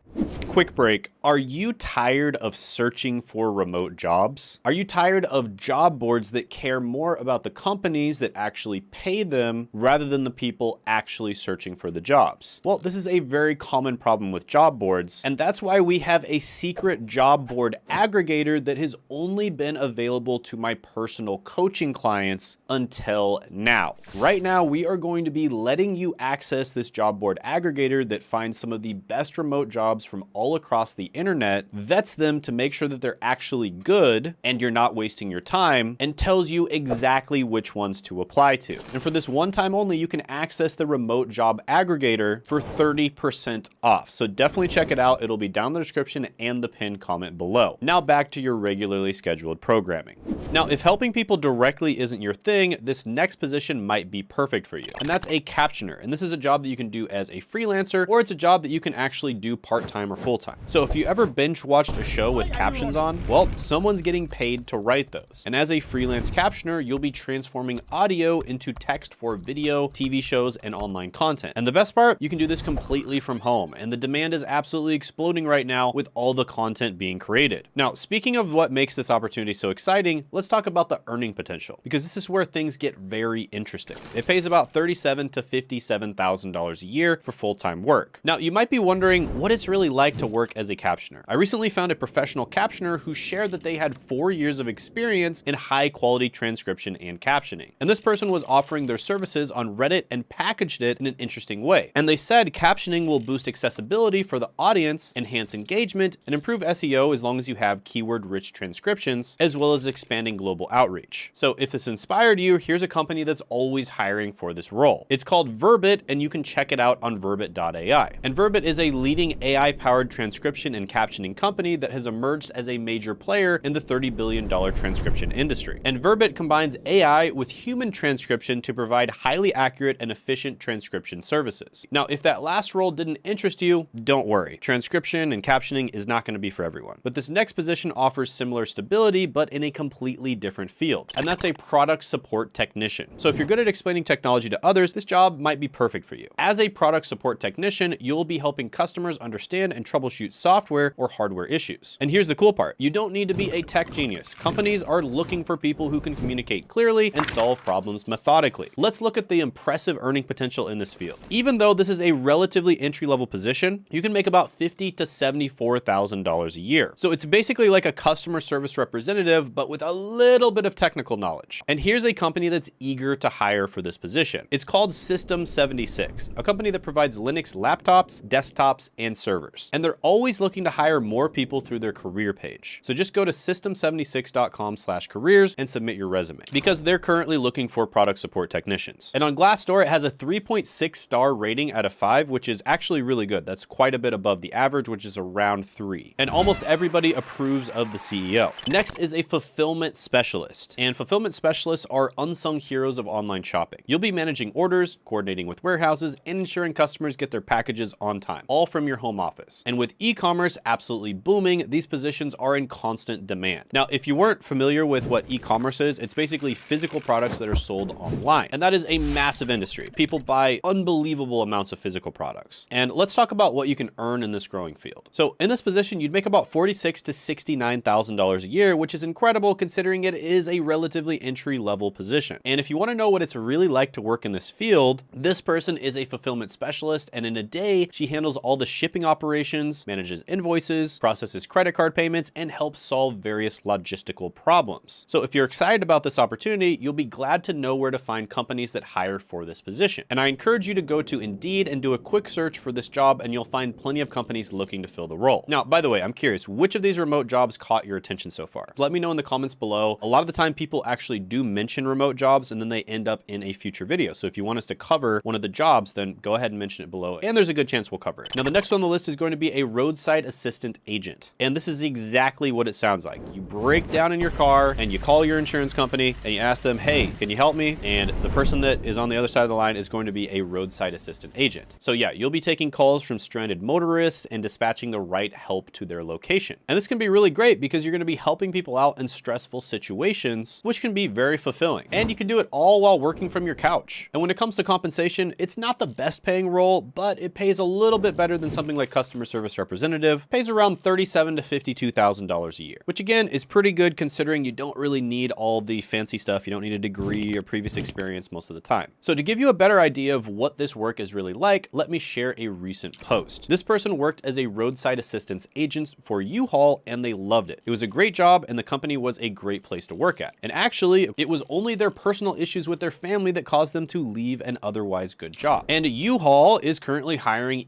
roadside assistance agents. But if that's not your cup of tea, the company Arise is also currently hiring for the job as well. Next is going to be a patient account representative. And you can think of this as being a financial superhero for patients. You'll help people understand their medical bills, insurance coverage, and payment options. And with healthcare, well, being a little bit complicated in the United States, this job is always in demand. And the best part is you're actually helping people navigate through some pretty stressful situations. Now, let's talk about the financial reward of helping others with their healthcare finances. You make about $42,000 to $57,000 a year. And Myra, for instance, did this job. She was a patient services representative or patient accounts representative. And on a day-to-day basis, she checks patients in and out. She handles sliding scale payments. She takes phone calls. She coordinates with nurses, and she assists patients throughout the day. And there are tons of different healthcare related companies that are hiring for this role. And healthcare related positions are some of the most stable, even during recessions. For instance, the 2008 recession, healthcare was the most resilient industry. So it's a very stable job, and with potential recessions coming down the line, could be a good one to look into. Next is going to be a call center representative, and you knew this one was going to come, but hear me out. Modern remote call center positions are nothing like the soul-crushing jobs of the past, right? Going into a call center, sitting in a little cubicle, doesn't sound very fun. But what if you were able to do that from the comfort of your own home, or while you're traveling, or in an Airbnb? Well, there are actually opportunities out there that are like this, and they pay about $36,000 to $50,000 a year according to Glassdoor, so it's not the best money in the world, but this is one of the easiest ways to get your foot in the door and start working in a remote position. And it's not the worst job in the world. For instance, this person legitimately enjoys their job because according to them, it lets them have a life, so it offers pretty good work-life balance. And I've met many people that travel across the country, or even were traveling the world, that actually have a remote customer service job. Plus, companies like Conduent is hiring for this position all the time, and they're providing training. And Conduent basically provides digital business solutions and services to their clients. And while some prefer direct customer interactions, others might prefer this next role that's more behind the scenes. And that's an administrative assistant. So forget everything you know about being an assistant. Remote admin work is a whole new world. You'll be managing calendars, coordinating meetings, and keeping things organized all from home. And with more companies going remote, the demand for virtual admins is higher than ever. So let's talk about what you can earn in this evolving field. About $40,000 to $59,000 a year. So it's better than a customer service representative job. And in doing research, I found this Reddit post, for instance, which really resonated with me. And someone asked if being an administrative assistant is worth it. And someone responded by saying that they've been doing this for 30 plus years now,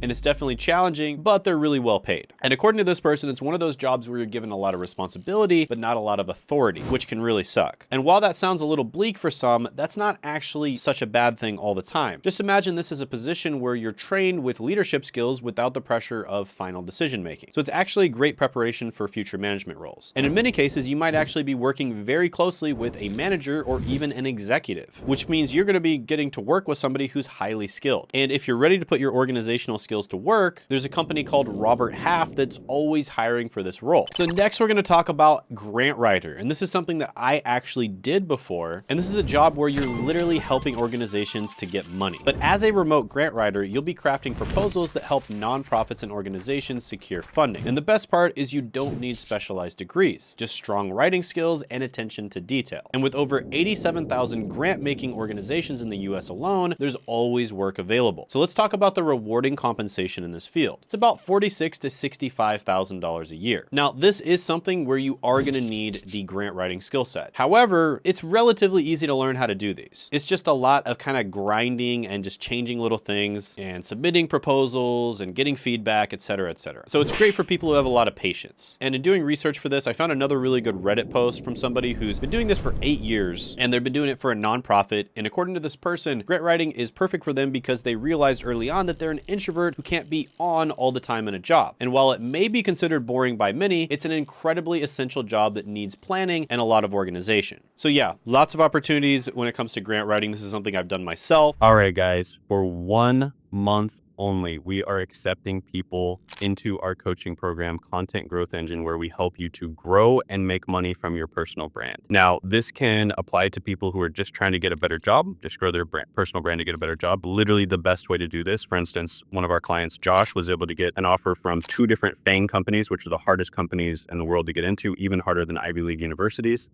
Using his personal brand, or just as a side hustle, right? Just as a way to make a little bit of extra money on the side. We teach people how to do this, or people who are already making money to make more money, or people who already have a full-fledged business and they're crushing it, and they're, already have a successful YouTube channel and they want to optimize their YouTube channel and make even more money. So we've worked with literally every one of those types of people. And what makes our system so good is that we combine all of the best practices of building a personal brand, but we use AI to scale things to make it 10 times more efficient. It's something that no one else has ever discovered. It's an amazing opportunity, and that's why I'm so excited to share it with you. So we are accepting 3 to 5 people into the first cohort. You need to be very dedicated, right? Do not apply if you're not super dedicated to growing your personal brand. So you have to be serious, you have to be dedicated, you have to be willing to put in the time, effort, and money that it takes to grow a personal brand. So if that's you, go ahead, apply in the description in the pinned comment below, and hopefully we get to work together. Have a good one. Bye. All right, if you made it this far, congratulations. You've just seen 78 legitimate ways to escape the corporate prison system and start working remotely. No BS coding boot camps, no dropshipping nightmares, just real boring jobs that pay real money. Now look, I know I just threw tons of information at you, but here's what I want you to do. Pick just 3 jobs from this entire video that seem the most realistic for your situation, just 3, then go research those specific positions more deeply. If this video helped you discover even one potential remote job that could change your life, smash that like button so the YouTube algorithm shows this to other people trapped in cubicle hell. And before you go, I put together something special for anyone who's serious about landing one of these remote positions. It's my 30-day remote job landing challenge, a step-by-step guide with daily actions that have helped thousands of my students secure remote work, often within weeks or months. And this isn't just some PDF that sits in the download folder. This is a battle-tested system that walks you through exactly what to do each day to optimize your resume, find hidden job opportunities, nail your interviews, and negotiate a salary that lets you live the life you deserve. And the best part is with many of the jobs, you don't need a fancy degree or years of experience to make this work. And the link is in the description below, so go ahead and click down there. And speaking of jobs, I've talked about more remote jobs, and you can watch that by clicking right here.